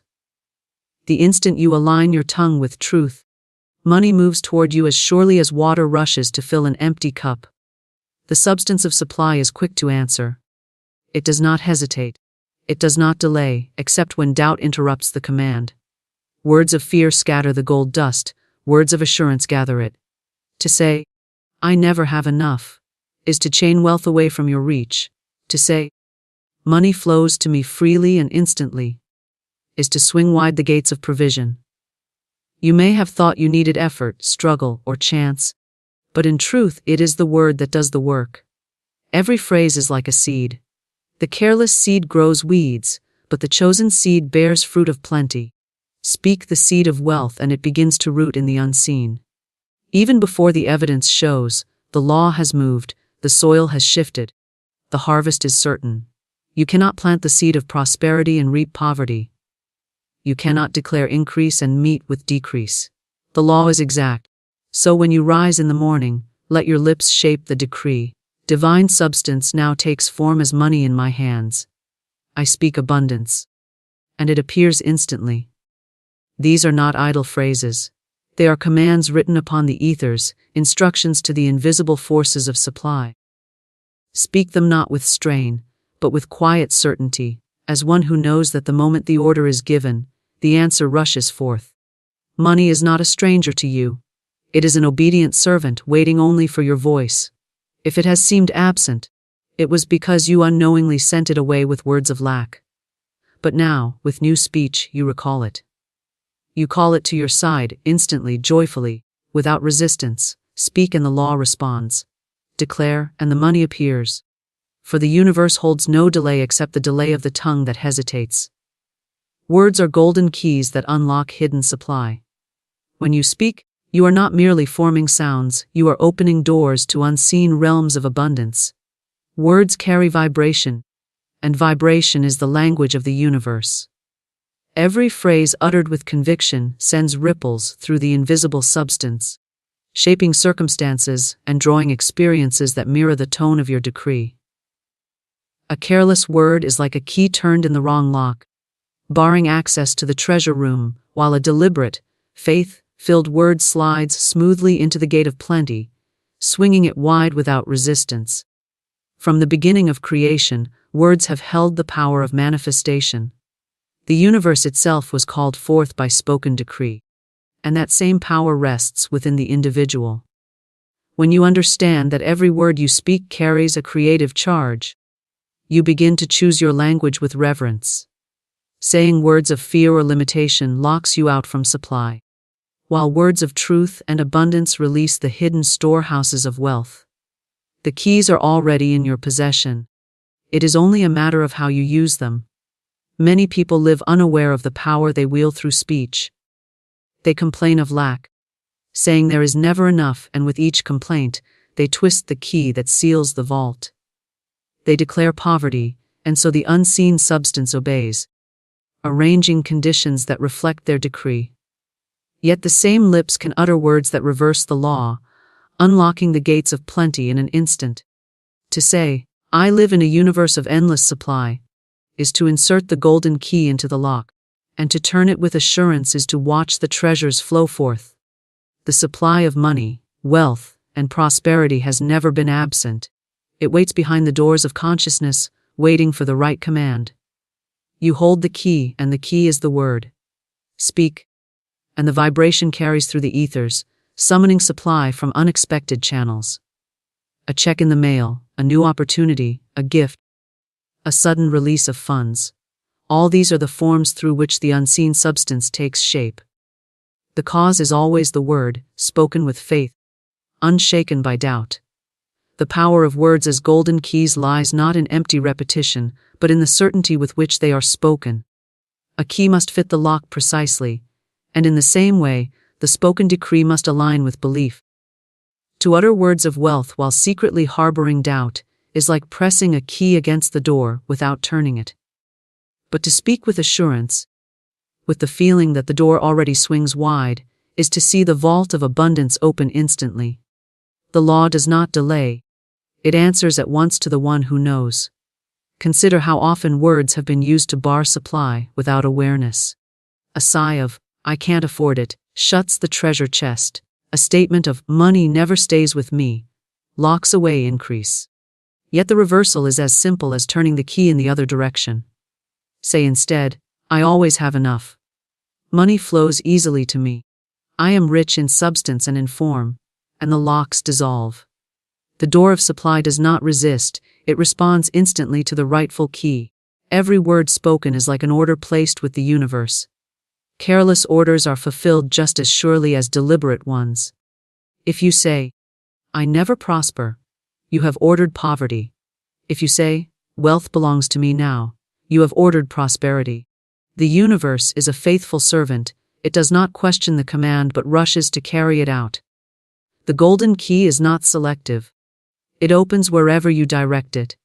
What you decree with your words becomes your experience, for the doors of supply open only in the direction of your spoken command.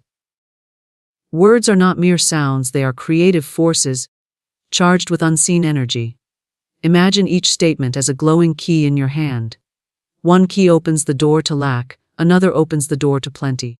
Both doors exist, but the one that opens depends on the word you choose. This is the silent law at work. The universe always agrees with you. If you say, "There is never enough," the universe answers, "So be it." If you say, "I live in abundance now," the universe answers, "So be it." The power lies in your speech, for your speech is the key. To use words as golden keys, you must become conscious of your language. Let every phrase be a declaration of wealth. Let your speech be saturated with assurance of abundance. Refuse to speak lack, even in jest, for the law does not distinguish between serious and idle words. Every word is a key, and every key turns some lock.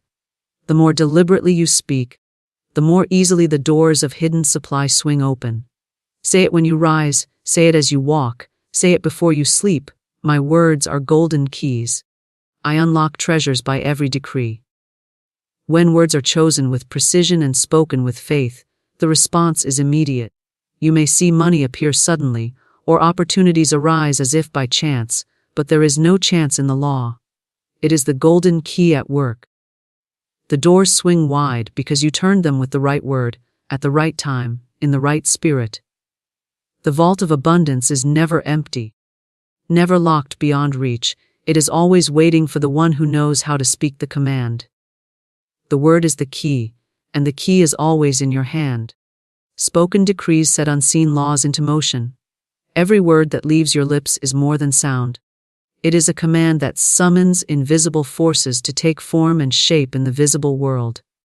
The universe is like a great obedient servant, responding faithfully to the orders it receives.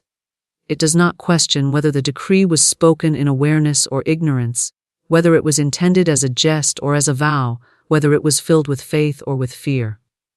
The law only knows to obey. When a decree is spoken, the wheels of creation begin to turn, arranging circumstances, drawing people, opening doors, or closing them, according to the vibration carried by the word. The spoken word is never idle. It carries a living energy that continues moving long after the sound has faded. To decree, "I prosper now," is not merely to affirm an idea. It is to issue a law that prosperity must begin its work in the unseen, gathering substance, preparing channels, making ready its appearance. To decree, "I never have enough," is likewise to send forth a law, and that law will bring shortage, delay, and closed doors. Spoken decrees are like seeds thrown upon the field of time, each one destined to return after its kind. The decree of abundance brings abundance. The decree of lack brings lack. The law is exact and impartial, waiting only for the words spoken into it. Many walk through life without knowing they are lawmakers. They speak casually of poverty, sickness, difficulty, and with each careless decree, they write the script of their experience.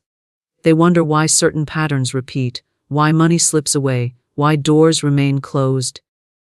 And it is always because the decrees they have spoken set those very patterns into motion.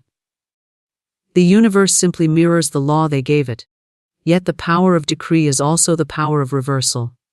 A new decree spoken with certainty overrides the old one. The moment a man or woman says, "I now call forth wealth, health, and joy," the old conditions begin to dissolve, and the new law takes command. The unseen laws that govern life are vast and precise. They respond not only to action but to vibration, and vibration is carried most swiftly through words.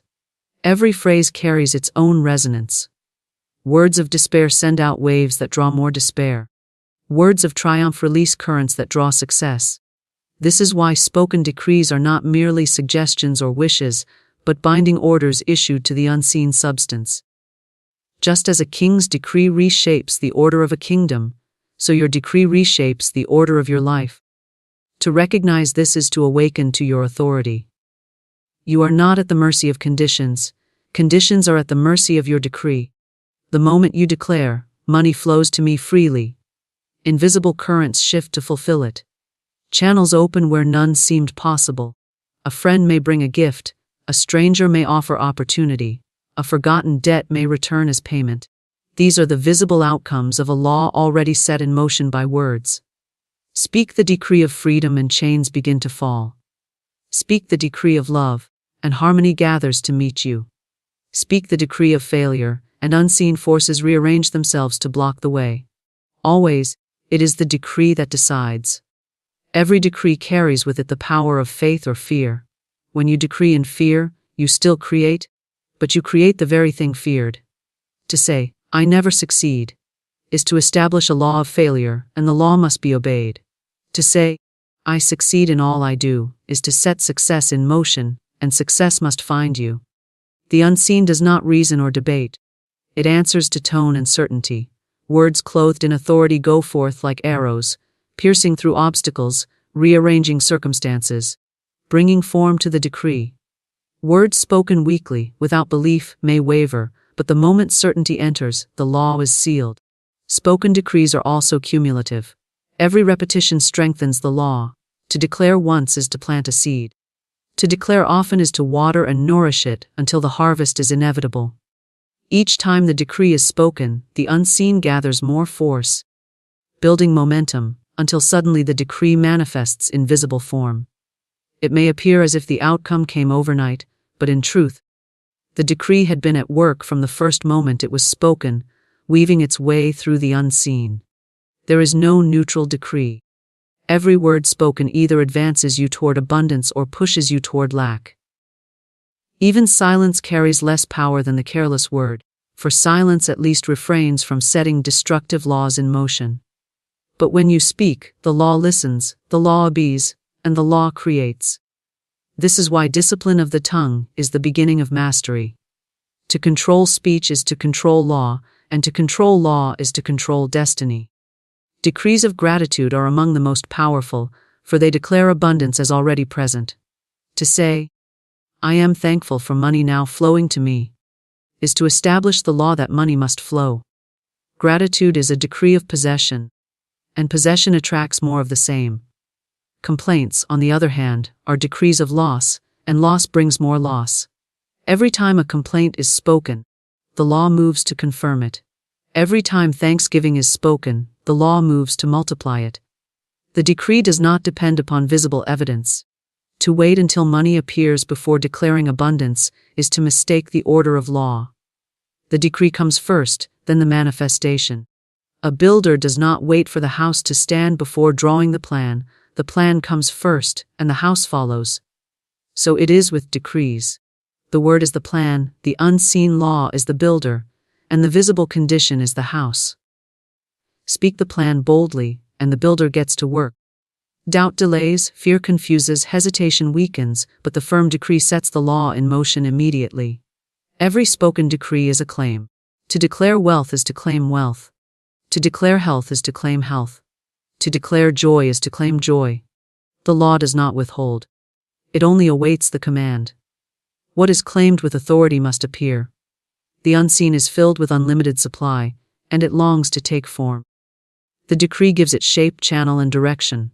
Without decree it remains unformed, waiting. With decree it moves swiftly into manifestation. Thus every individual holds the power of creation in the tongue.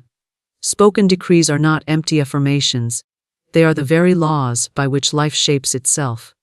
They are the cause, and visible conditions are the effect. To decree wisely is to live wisely. To decree rashly is to live bound by one's own careless words. The unseen does not judge, it only fulfills. And every decree, once spoken, sets its law into motion. Fear scatters wealth, faith-filled words gather it. Fear is the great disperser, the unseen force that sends abundance fleeing, scattering prosperity like leaves in the wind. When one speaks in fear, when lips shape words of worry and lack, wealth cannot remain. It is driven away by the vibration of dread, for fear and abundance do not dwell in the same house. Fear says, "I may lose," and at once the channels of increase close. Fear says, "There is never enough," and immediately the supply withdraws, hiding itself from the speaker who has locked the door with words of despair. Fear is a magnet, but it draws only the things dreaded. The more one fears loss, the faster loss arrives. The more one fears lack, the more lack multiplies. Faith-filled words, on the other hand, are gatherers. They call forth wealth from hidden places, summoning prosperity from the unseen with irresistible power. Faith speaks with authority. Faith says, "Money comes to me now, easily and freely," and money appears by ways unexpected. Faith says, "I live in abundance," and abundance rushes forward, eager to clothe the speaker's decree with visible form. Faith is not mere hope, it is certainty. It is the quiet knowing that the word once spoken has already set its law in motion. While fear scatters wealth like chaff in the wind, faith-filled words are golden magnets, gathering prosperity from the four corners of the universe. The one who speaks in fear is always running after supply, always chasing money, as though it were distant and reluctant. The one who speaks in faith finds supply running after them, money seeking them out, opportunities opening like doors that cannot remain closed. Fear says, "I must struggle." Faith says, "I am divinely provided for." Fear says, "I never succeed." Faith says, "Success is mine now." Each word goes forth to fulfill itself, for the law never questions the decree. The law simply obeys. Fear scatters because fear is rooted in doubt. It looks at appearances and trembles, believing the evidence of lack, believing the mirage of limitation. Faith gathers because it looks beyond appearances, seeing the invisible abundance that waits to be called forth.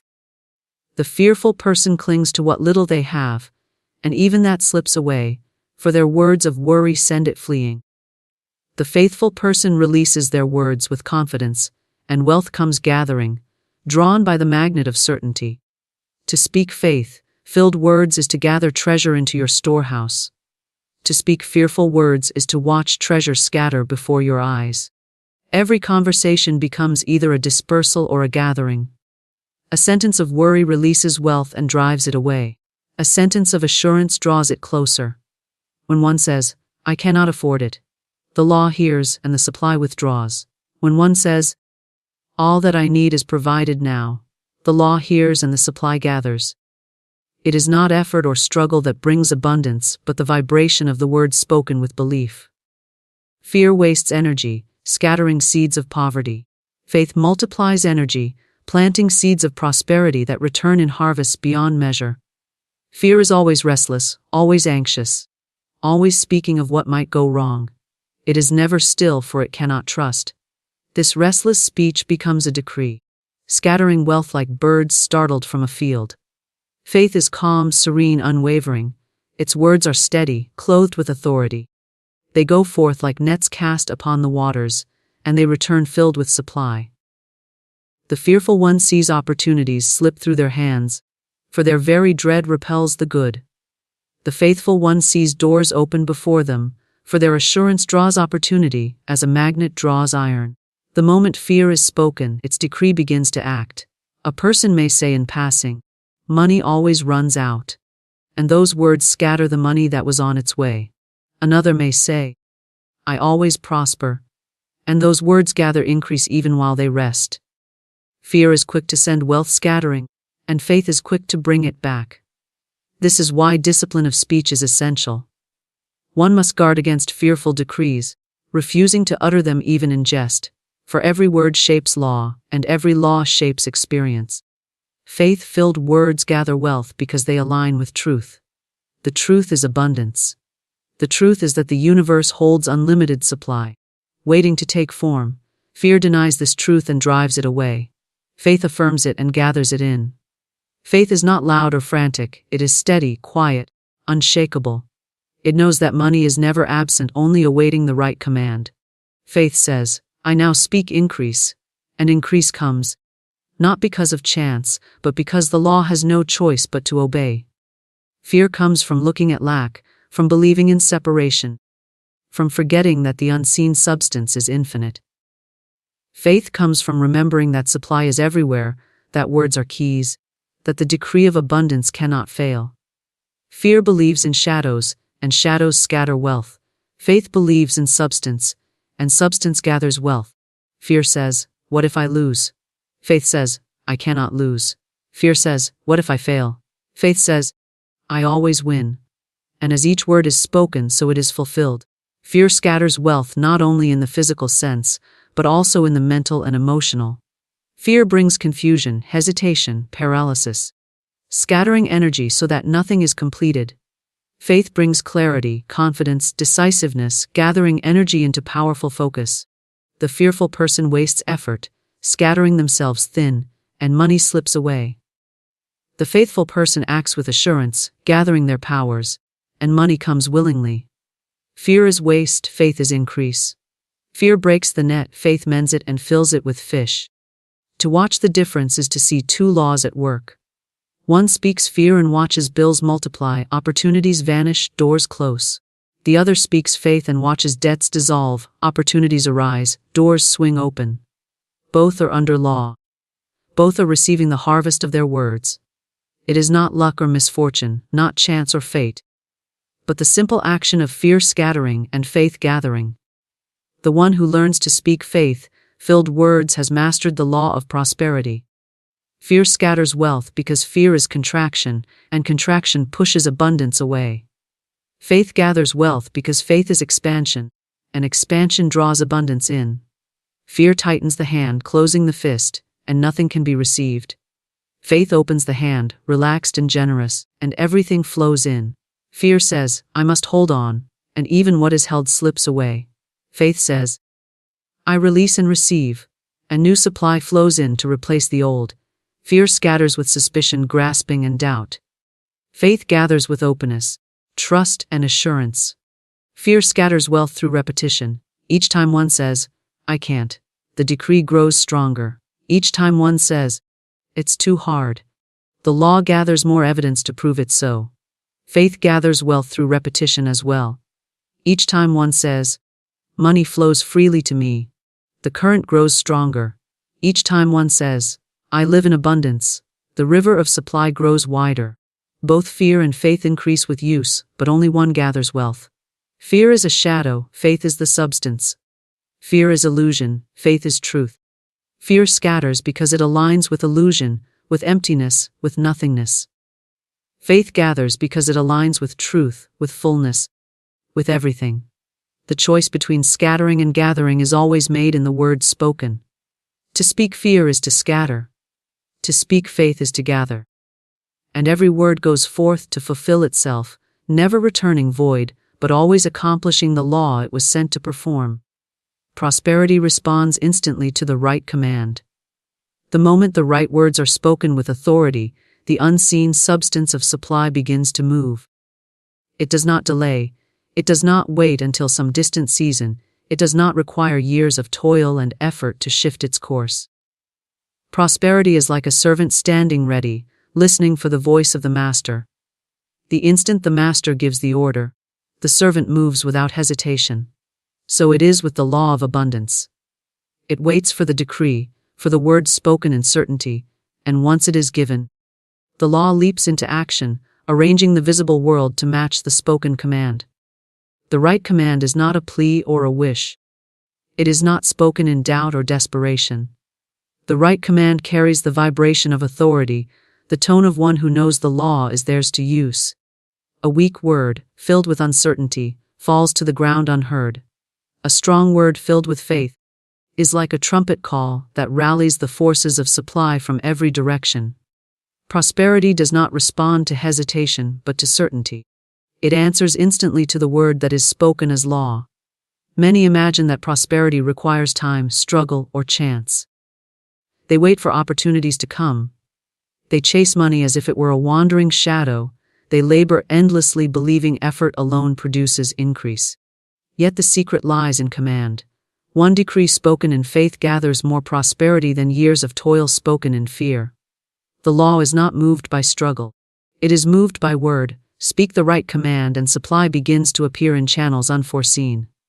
A gift arrives, a door opens, a way clears. Not because of chance but because the decree has gone forth.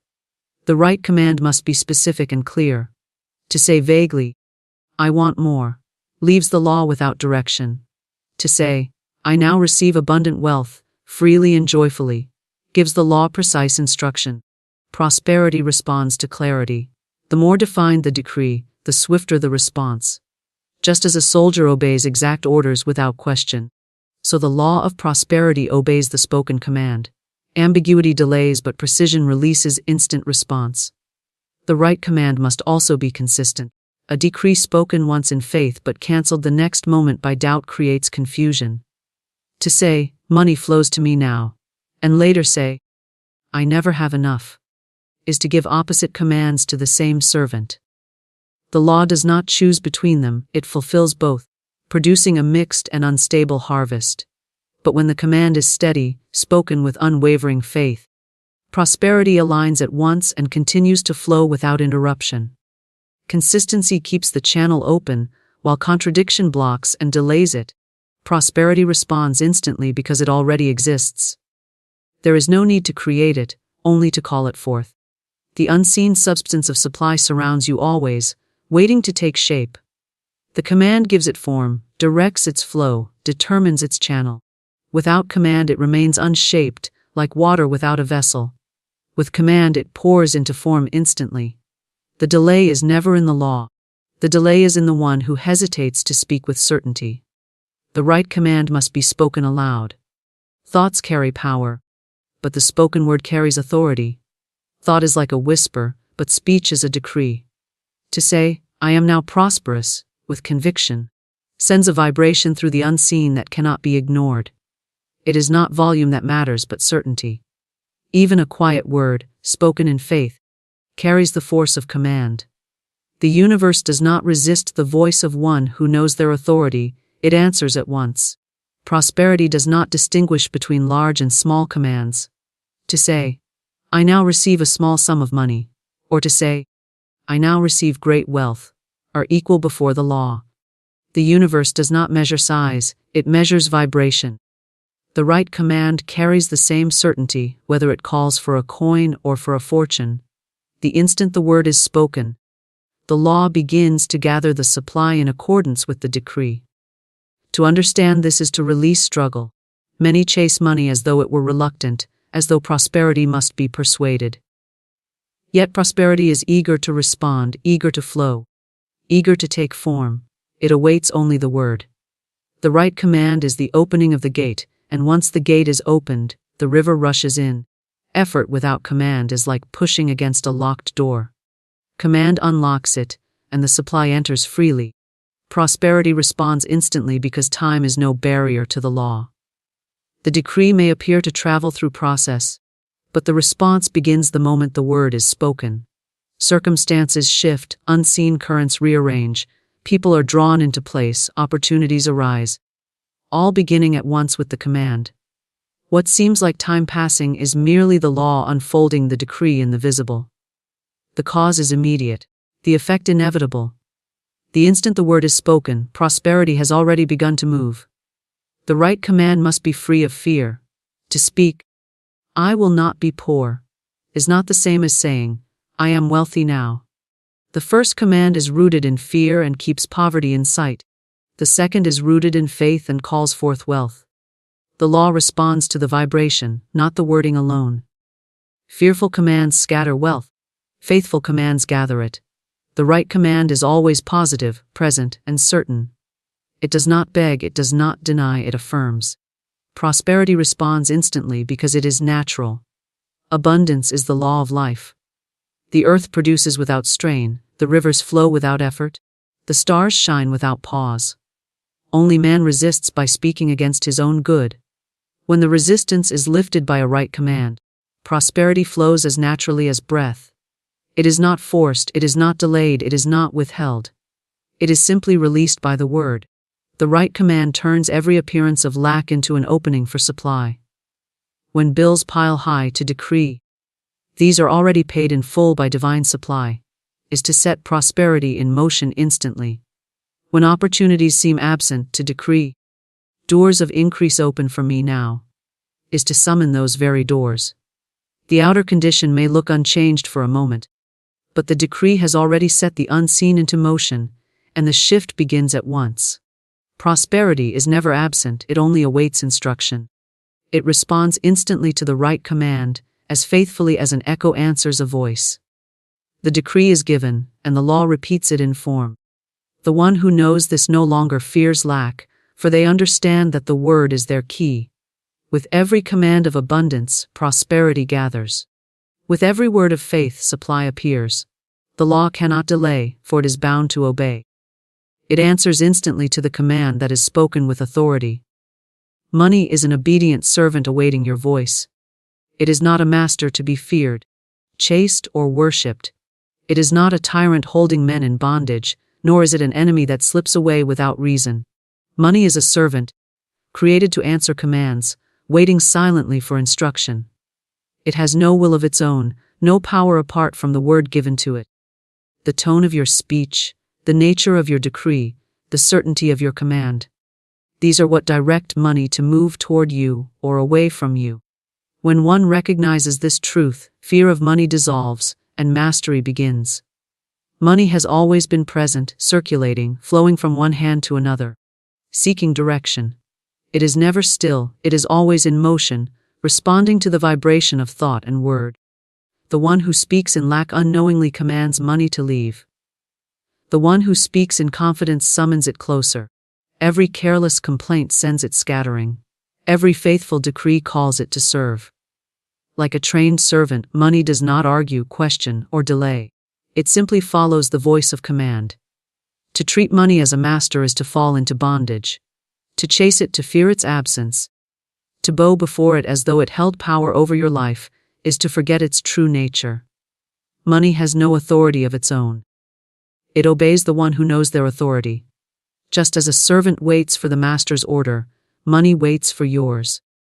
It does not come because of struggle or desperation, it comes because it has been spoken for. When the command is given with faith, money moves instantly, arranging itself in channels both seen and unseen. This is why many work tirelessly and still lack, while others speak with assurance and always prosper. The difference is not in effort but in authority. The fearful worker chases money, as though it were a reluctant master. The faithful speaker commands it as a servant, and it comes. One runs after it endlessly, and it slips further away. The other calls it forth, and it arrives without resistance. The law of obedience is the same in both cases, but the roles have been reversed. When you recognize money as servant, you step into your rightful place as master of supply. Money responds best to clear, firm, and faithful instructions. To say, "I never have enough," is an instruction, and money obeys by staying scarce. To say, "Money serves me freely and abundantly now," is an instruction, and money obeys by flowing in. The universe does not distinguish between careless and deliberate words. Both are decrees, both are orders given to the servant. That is why speech must be guarded carefully. Every word sends the servant forth, either to scatter or to gather. The obedient servant is tireless. It does not sleep, it does not pause, it does not resist. Once commanded, it moves at once. If told to depart, it departs. If told to increase, it increases. It does not decide whether the command was wise or foolish, it only obeys. This is the nature of law. This is why mastery of money is mastery of words. The one who controls their speech controls their servant. The one who speaks in confusion finds money serving confusion. The one who speaks in order finds money serving order. Money is obedient because it is part of the infinite substance of supply, and substance always takes the shape of the word given to it. Just as clay yields to the hand of the potter, money yields to the command of speech. The form it takes depends entirely on the decree.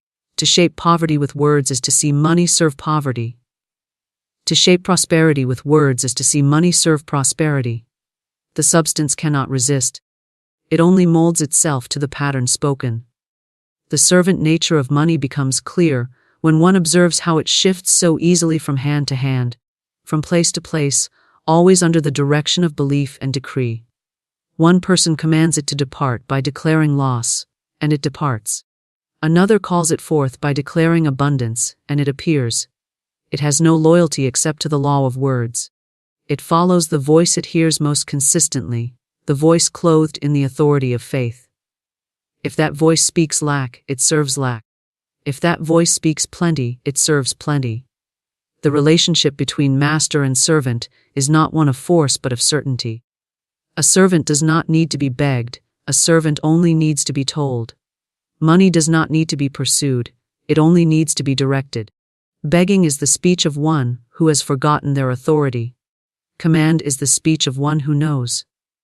When the decree is given with quiet confidence, the servant obeys instantly. Money flows toward the voice that speaks as master, not toward the voice that pleads as slave. To recognize money as servant is to change the way one speaks about it. No longer saying, "I wish I could," but saying, "I now receive." No longer saying, "I cannot afford it," but saying, "Money serves me to afford all that I desire." No longer saying, "Money always leaves me," but saying, "Money obeys my command and remains in my service." Each statement is an instruction, each decree an order, and the servant cannot disobey. This servant is also unlimited. It does not run short, it does not tire, it does not exhaust itself. The more it is commanded in faith, the more it multiplies. The channels through which it flows may vary.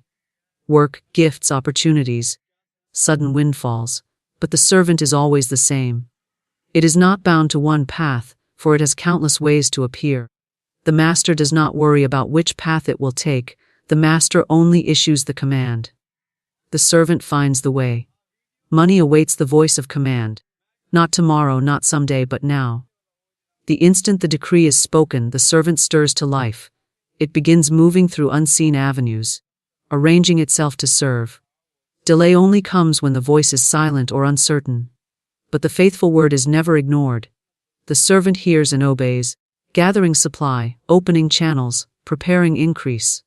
The truth that money is an obedient servant removes fear. There is no need to chase or hoard what already waits for instruction. There is no need to bow before circumstances or tremble at bills. The servant does not command the master commands the servant. The moment this truth is accepted, the entire relationship changes. Money ceases to be a source of anxiety and becomes a faithful worker, always ready, always responsive, always obedient to the voice that knows its authority. Before you ever asked for wealth, it was already written in your soul. Long before you learned to count money, to chase opportunity, or to fear not having enough, your spirit already knew it would be provided for. You didn't come here to earn abundance. You came here to remember it. There is an ancient part of you, deep beneath the worry, beneath the ambition, beneath the noise, that still remembers the feeling of being safe, rich, and whole. It remembers what it was like to trust the divine flow so deeply that you never once questioned if you'd be taken care of. That memory still lives in you. It's buried beneath years of striving and surviving, but it never died. And tonight, we awaken it. You see, wealth isn't something you chase. It's a vibration you recall. It's the sound of your soul remembering who it really is. When you remember, you stop working from panic and start creating from power. When you remember, money no longer feels like something outside of you. It feels like something flowing through you. For you were never meant to beg for it. You were meant to speak to it. Florence Scovel Shinn said, "There is a supply for every demand." But she didn't mean supply comes only when you try hard enough. She meant it already exists, waiting for you to match its frequency. Every time you say, "I am provided for," you open a door in your memory. Every time you bless your finances with faith instead of fear, you awaken that ancient record, the one written in golden ink that says, "This soul is abundantly cared for." Beloved, you are not learning how to manifest. You are remembering how to align. The real work is not in doing more. It's in undoing the forgetfulness that told you lack was normal. There was a time you trusted life so completely that you never doubted your worth. That is the version of you the universe still recognizes. That is the vibration heaven responds to. So tonight, I'm not asking you to create anything new. I'm inviting you to come home to the part of your spirit that already knows the truth. Because everything you're praying for, every miracle, every dollar, every open door, is already recorded in your divine memory. You simply forgot. And the moment you remember, everything begins to return. There's a reason certain words feel like they resonate deep in your chest. It's because they're not new to you. They are ancient. They are written in the same spiritual DNA that built worlds. When you hear phrases like "under grace" or "divine right," your soul recognizes its language. It stirs. It nods. It says, "Yes, I know this." That feeling, that peace, is not inspiration. It's remembrance. You've tried earning, striving, forcing and proving. Now try remembering. Try sitting quietly and saying, I am already provided for. Feel how that changes your breathing. Feel how your body relaxes, as if it knows you just spoke truth. That is how you access divine supply, not by chasing, but by choosing to recall. Florence said, man's word sets in motion unseen forces. And your word tonight is remember. Every time you speak in faith, the old fear dissolves a little more. Every time you affirm abundance, the old memory awakens. And soon, the current of divine wealth begins to flow through your life again. Not because you worked for it, but because you remembered it belongs to you. Beloved, this is not about learning. It is about awakening. You are not a student of prosperity. You are its evidence. You are not discovering new truths. You are rediscovering forgotten ones. And as you sit here now, your energy is already changing. You may feel warmth or peace, or even tears rising. That is the soul remembering what it feels like to be whole again. The struggle was never about money. It was about memory.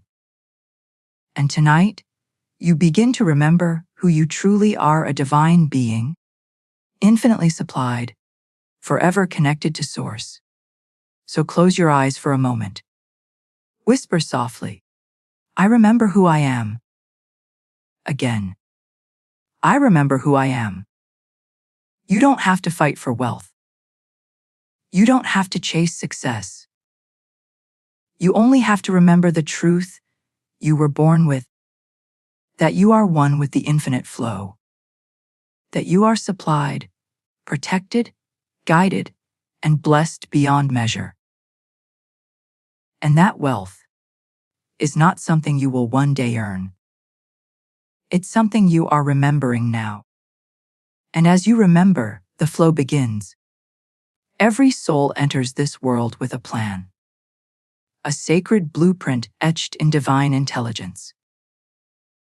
Nothing in your life is random. Not your desires, not your gifts, not even your hunger for more. All of it was written before time began. In that heavenly design, wealth was never meant to be earned. It was meant to be remembered. Before you were born, your soul said, I will walk the path of abundance.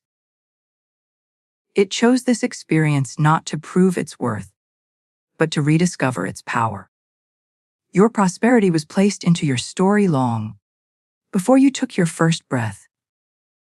You see, God never sends a soul to earth without its supply. The blueprint for your wealth travels with you. Invisible, but exact.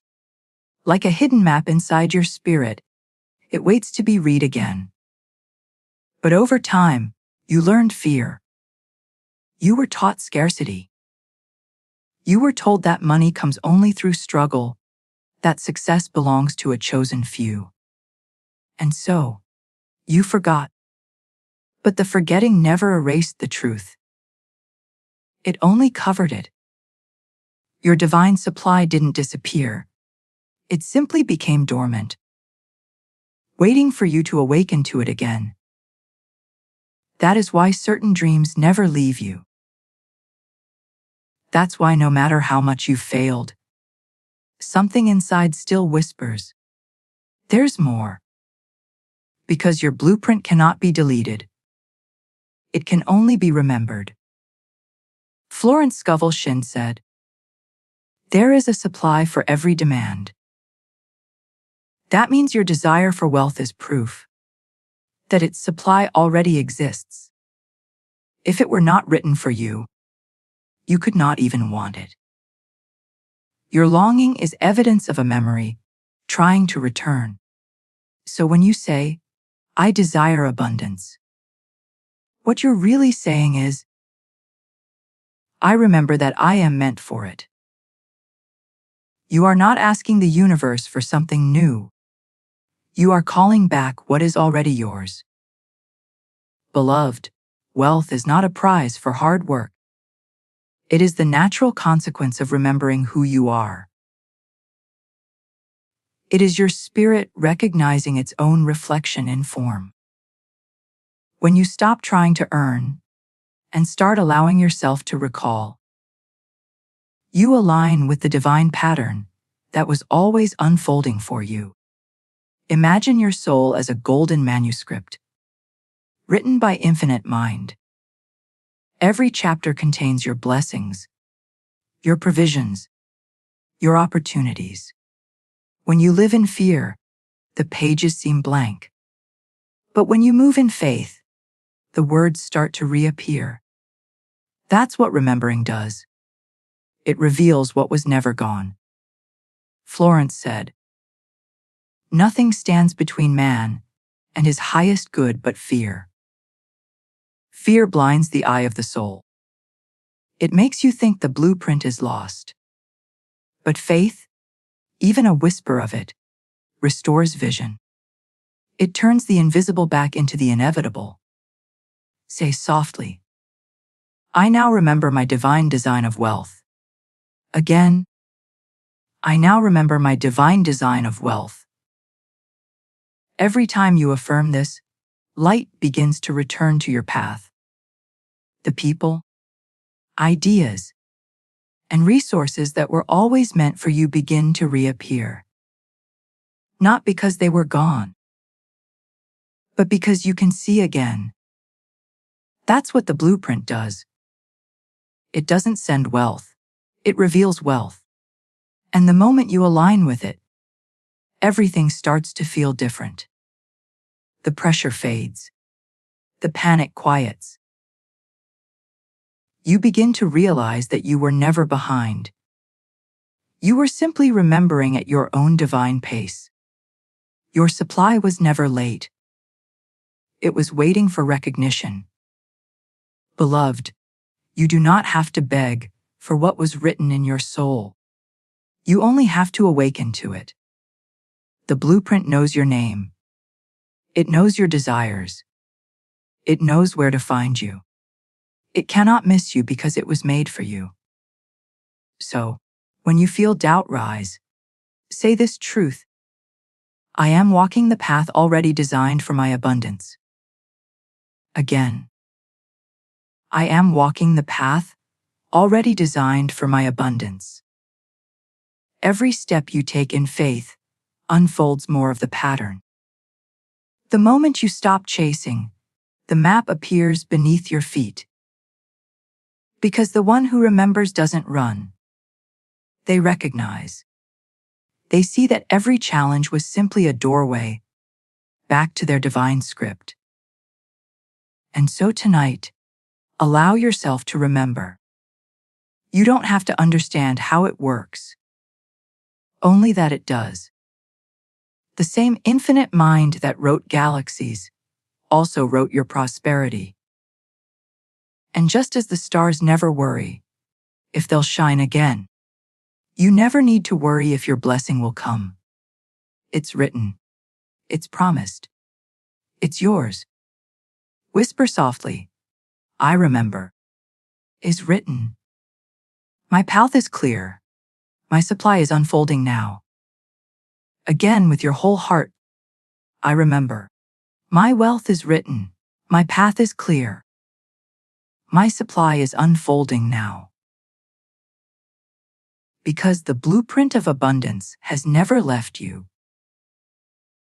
It's simply been waiting for you to look up and recognize that you were born rich in spirit, destined for peace, and chosen to remember the wealth that was never lost, only forgotten. We live in a field of memory, a living, breathing intelligence that remembers everything ever spoken, felt, or believed.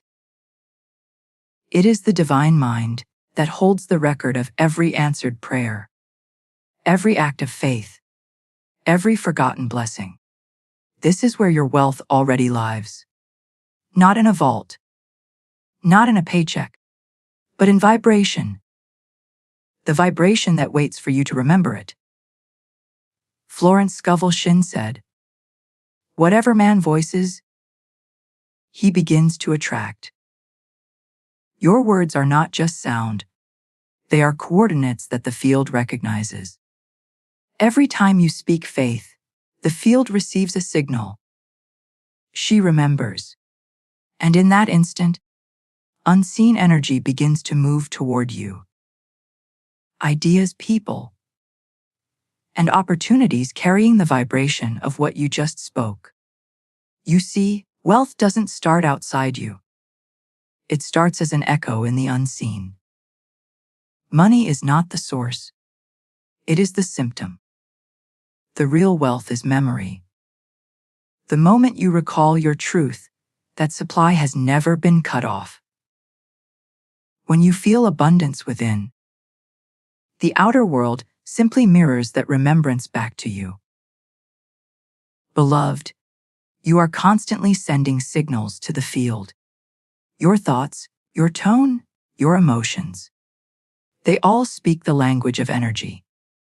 When you say, "I am always provided for," heaven translates it instantly into experience.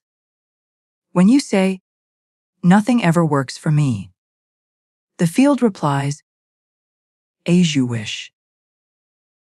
That's how perfect the law is. It remembers for you exactly what you remember about yourself. So when Florence said, "Man's word is his wand," she meant it literally.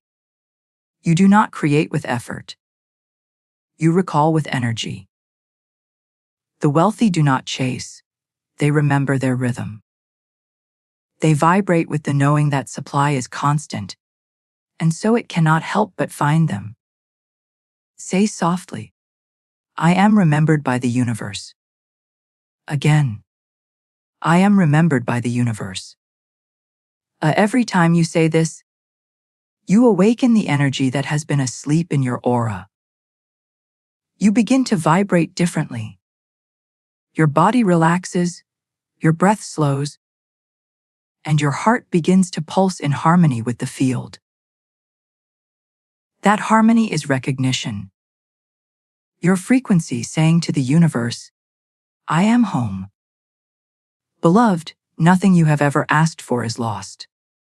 Every desire, every prayer, every dream, they still exist as light forms in this divine field. They are simply waiting for your remembrance to activate them. It's not that your blessings are far away. It's that they are stored safely in higher memory, waiting for your alignment. When you remember, you retrieve. When you forget, you delay. Imagine standing in a great library made of golden light.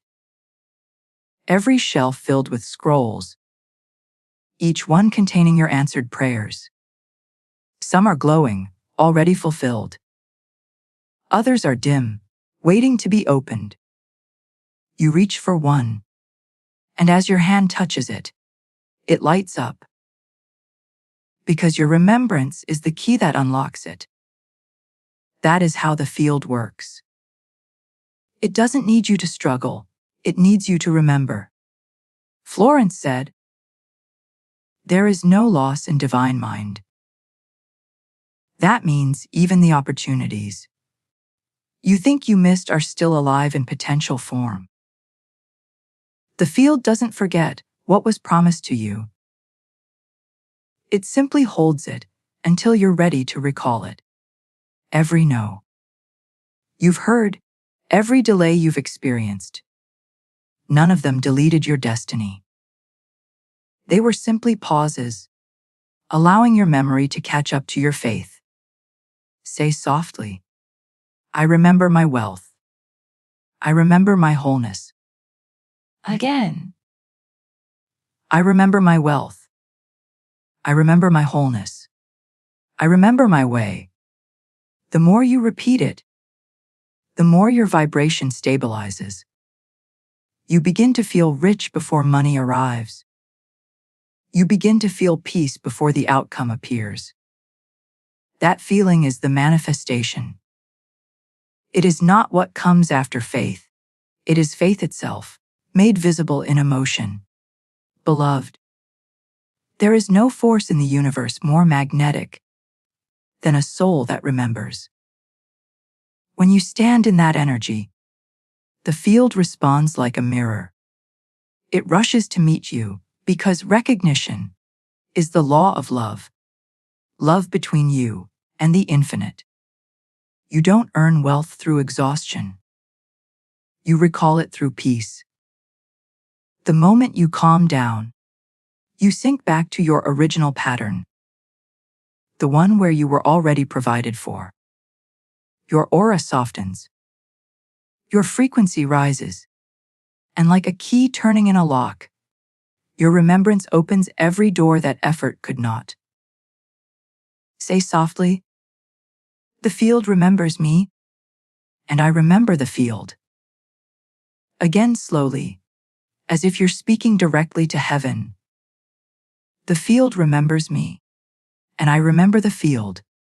This is your reunion with divine supply. No striving, no fear, no lack, just remembrance. And the infinite law responding to that memory with love. There is only one reason a soul forgets its wealth. Fear blinds the memory of the spirit. It whispers lies that sound logical. You're behind. You're not enough. There isn't enough. And slowly, the voice of the divine gets drowned by the noise of survival. That's how the amnesia begins. You see, lack is never real. It is remembered fear. It is the residue of old experiences replaying in your vibration. It's not the absence of money. It's the absence of memory. When you forget that you are one with infinite supply, you begin to see the world through limitation. You believe the outer appearance more than the inner law. But the moment you remember truth, fear loses its voice. Florence Scovel Shinn said, "Faith knows it has already received." That is the cure for spiritual amnesia. Not working harder, but remembering faster. Every time you say, "I don't have," you reinforce forgetting. Every time you say, "I am provided for," you restore your memory. Words are medicine. They rewrite the story your subconscious believes. Beloved, many of you were taught to associate money with guilt or shame. You were told wanting more makes you selfish, or that poverty is holy. But lack is not holy, it is unnatural. The divine cannot express fully through limitation. You were created to reflect abundance. Not because of greed, but because creation itself is generous. Flowers do not apologize for blooming. The ocean does not apologize for overflowing. Why then should you apologize for being supplied? When you believe you must suffer to deserve, you fall asleep to grace. But when you remember that grace is unearned and ever-flowing, your supply awakens again. Because grace is not a reward. It is a remembrance. It is the law of love saying, "You never lost anything. You simply forgot I was here." Say softly, "I now release the memory of lack." Again, "I now release the memory of lack." With every repetition, you cleanse the shadows in your energy field. The guilt, the worry, the unworthiness. They melt like frost under the warmth of truth. And beneath them, your original memory of abundance begins to shine again. That's why forgiveness is so powerful. It doesn't erase the past. It dissolves the emotional walls that block remembrance. Florence said, "No man is your enemy. No man is your friend. Every man is your teacher." So even those who made you feel unworthy of wealth were teachers, guiding you back to this realization that your worth never came from approval, work, or status. It came from spirit, and spirit has never forgotten who you are. Beloved, this is how you heal the amnesia of lack. You stop fighting shadows. You bless them and let them fade. Every time fear arises, you don't resist it. You remind it. You whisper, "I remember who I am." You speak gently to your doubt like a child who forgot her way home. You do not punish her. You guide her back to the light.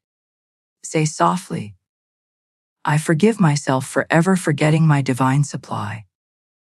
Again, "I forgive myself for ever forgetting my divine supply." Feel that peace moving through your chest. That's your memory returning. It is your soul exhaling after holding its breath for years. That's the moment when heaven says, "She remembers again." Fear may still knock, but it no longer enters. Because once you remember, fear loses authority. It can only haunt the one who forgets. But the one who remembers stands unshaken, calm, radiant, magnetic. That is how you become wealthy in spirit first. By remembering your safety in the source. And the most beautiful part, when you heal your memory, money follows effortlessly. Because now, it recognizes your vibration again. It feels safe to stay. Money is energy, and energy always seeks harmony. When you vibrate peace, prosperity rushes towards you to match that rhythm. Say softly, "I am safe to receive. I am safe to remember. I am safe to prosper." Again slower, "I am safe to receive. I am safe to remember. I am safe to prosper."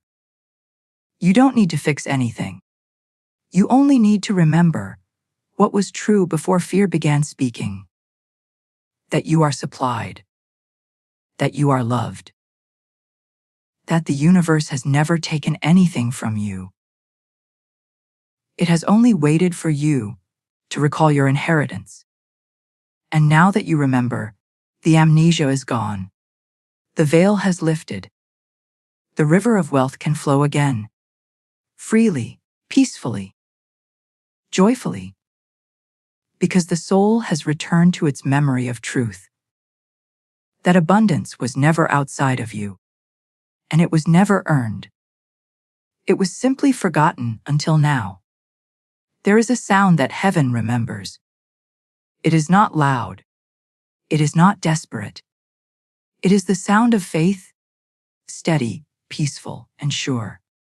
When you speak from that place, the universe does not hesitate. It moves. Because your voice is not just sound. It is vibration. And vibration is memory made audible. Florence Scovel Shinn said, "Your word is your wand." But most people have forgotten the magic in their words. They speak carelessly, repeating the language of fear, rehearsing stories of lack, and then they wonder why their world echoes back confusion. Every word you speak is a seed. When you speak faith, you plant remembrance. When you speak doubt, you plant delay. Heaven can only water what you plant. Beloved, you were never meant to plead for wealth. You were meant to command it. Not from ego, but from remembrance.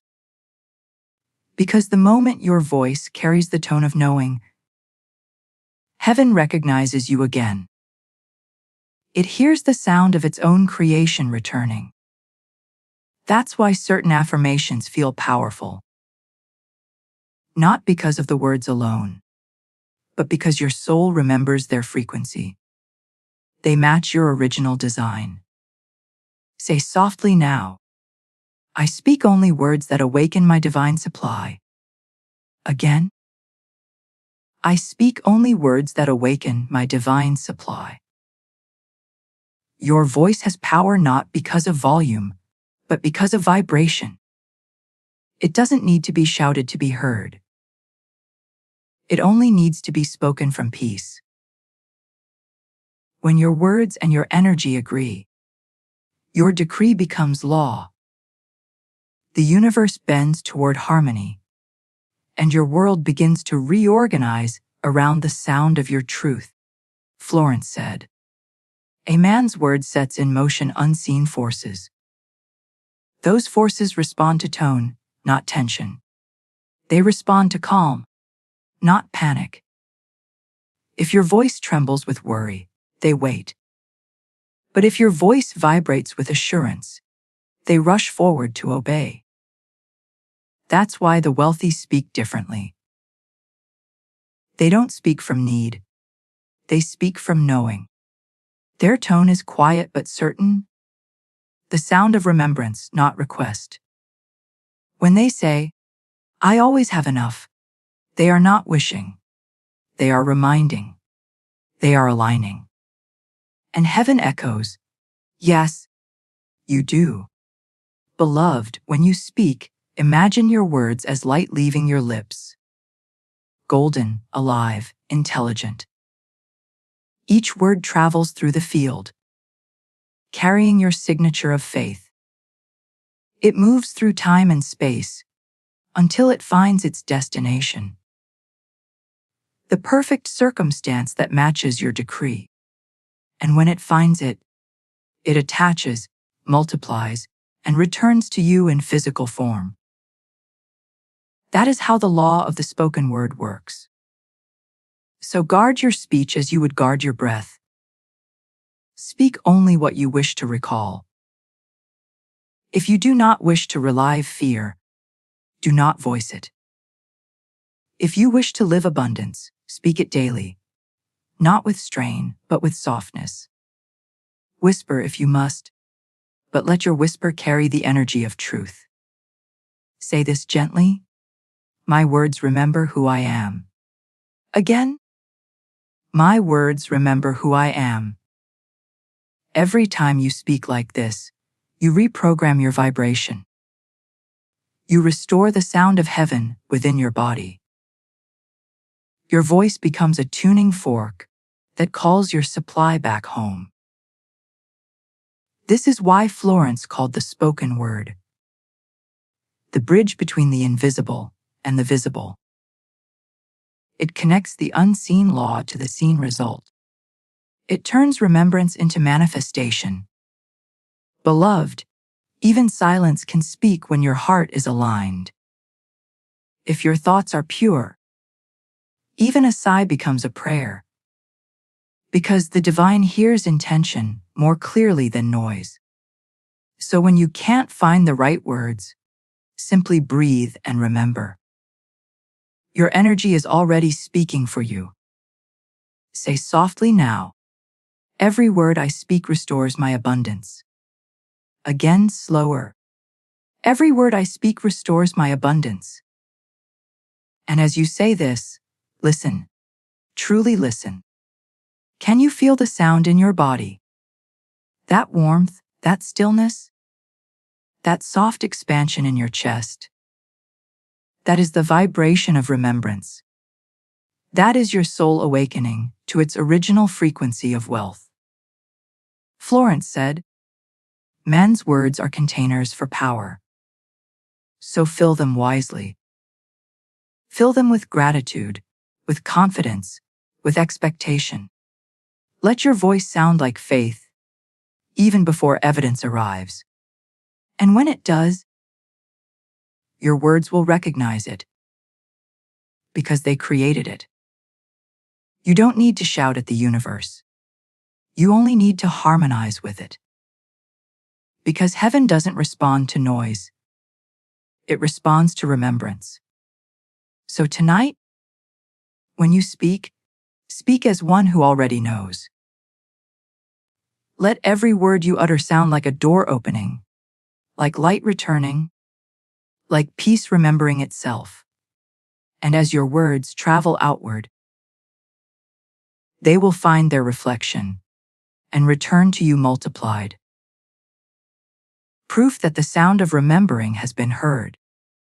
Somewhere beyond sight, beyond time, there is a divine record, a sacred book written by infinite mind. In it are inscribed every blessing, every opportunity, every resource that belongs to you by divine right. It cannot be erased. It cannot be stolen. It cannot be delayed beyond its perfect hour. This record is the eternal memory of your abundance. Florence Scovel Shinn said, "Man cannot lose anything that belongs to him by divine right, nor can he keep anything that is not his." That means your wealth is already written, not as a possibility, but as a promise. The divine record is not waiting to be filled, it is waiting to be remembered. Beloved, this is why prayer works. Not because you are convincing God to give, but because you are remembering what was already given.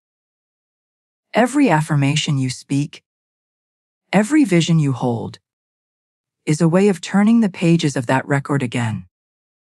The moment you align with peace, the ink glows. The moment you feel gratitude, the words rise. And suddenly, the blessings that were invisible begin to appear in form. Imagine now that before you is a great library made of gold and light. Shelves stretch endlessly in every direction. The air hums with a stillness so holy that even silence seems alive. You walk slowly, feeling guided toward one particular book. Radiant, shimmering, engraved with your name. You open it. Inside are the details of your divine supply. The people you will meet, the ideas that will prosper, the doors that will open, the wealth that will flow. Nothing here is random. Nothing is missing.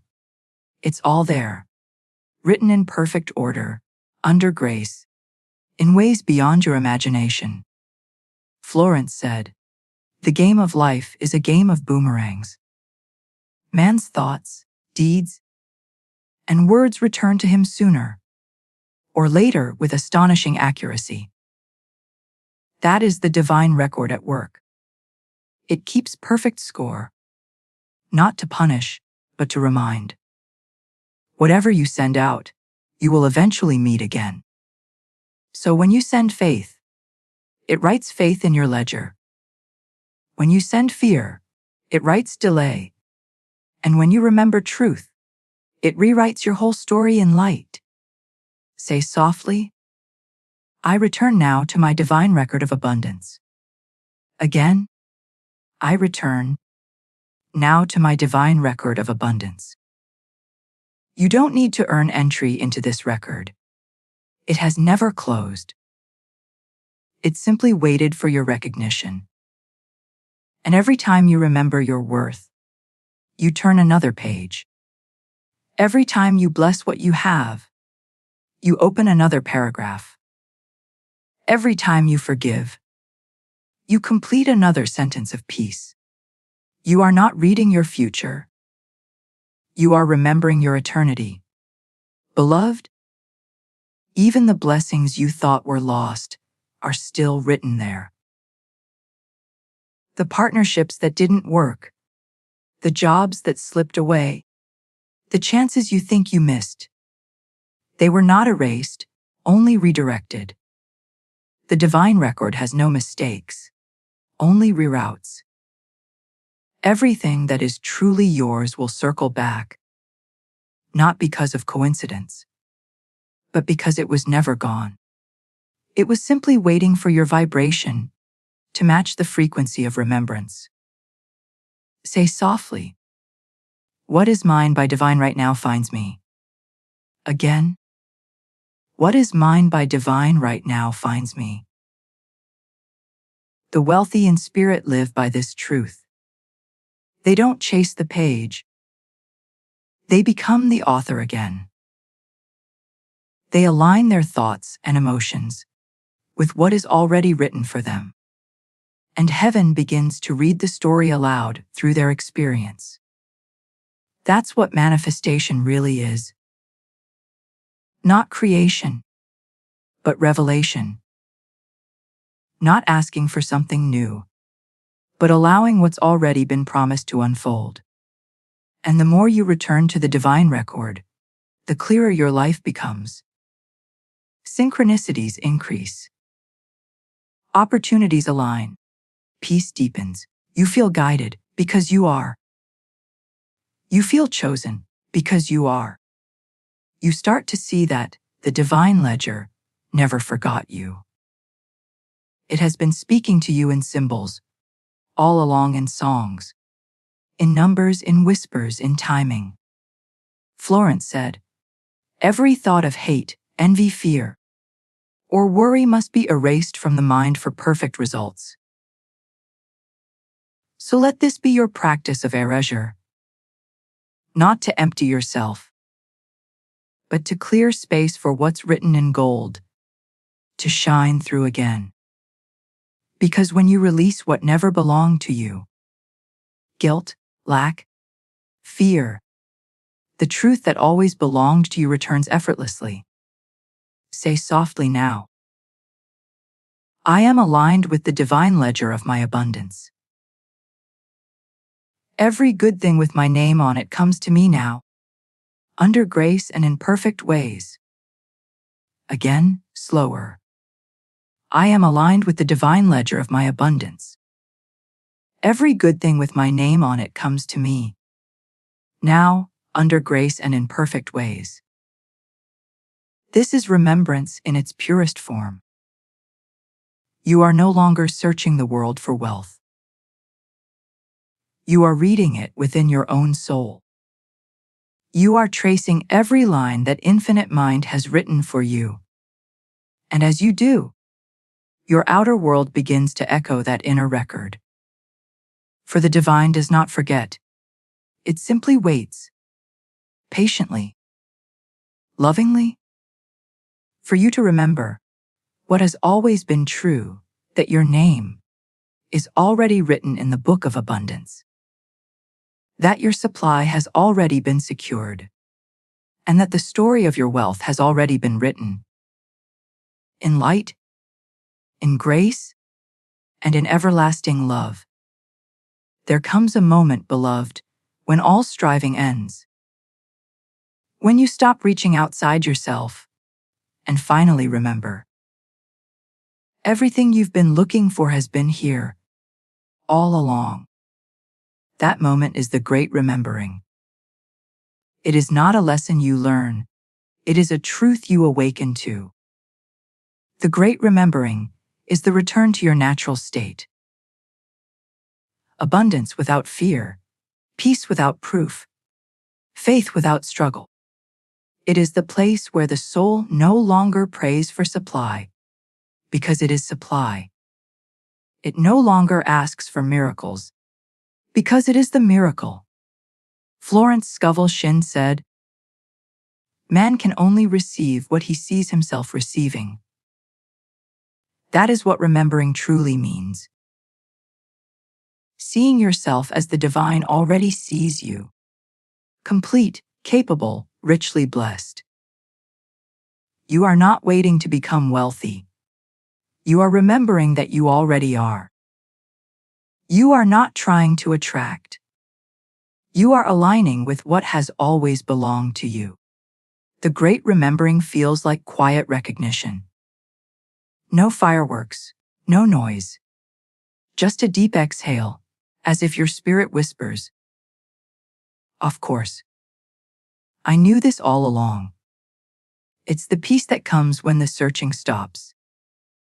It's the relief that arrives when you realize the door was never locked. You simply forgot you held the key. Say softly, "I remember. I have always been supplied. Again, I remember.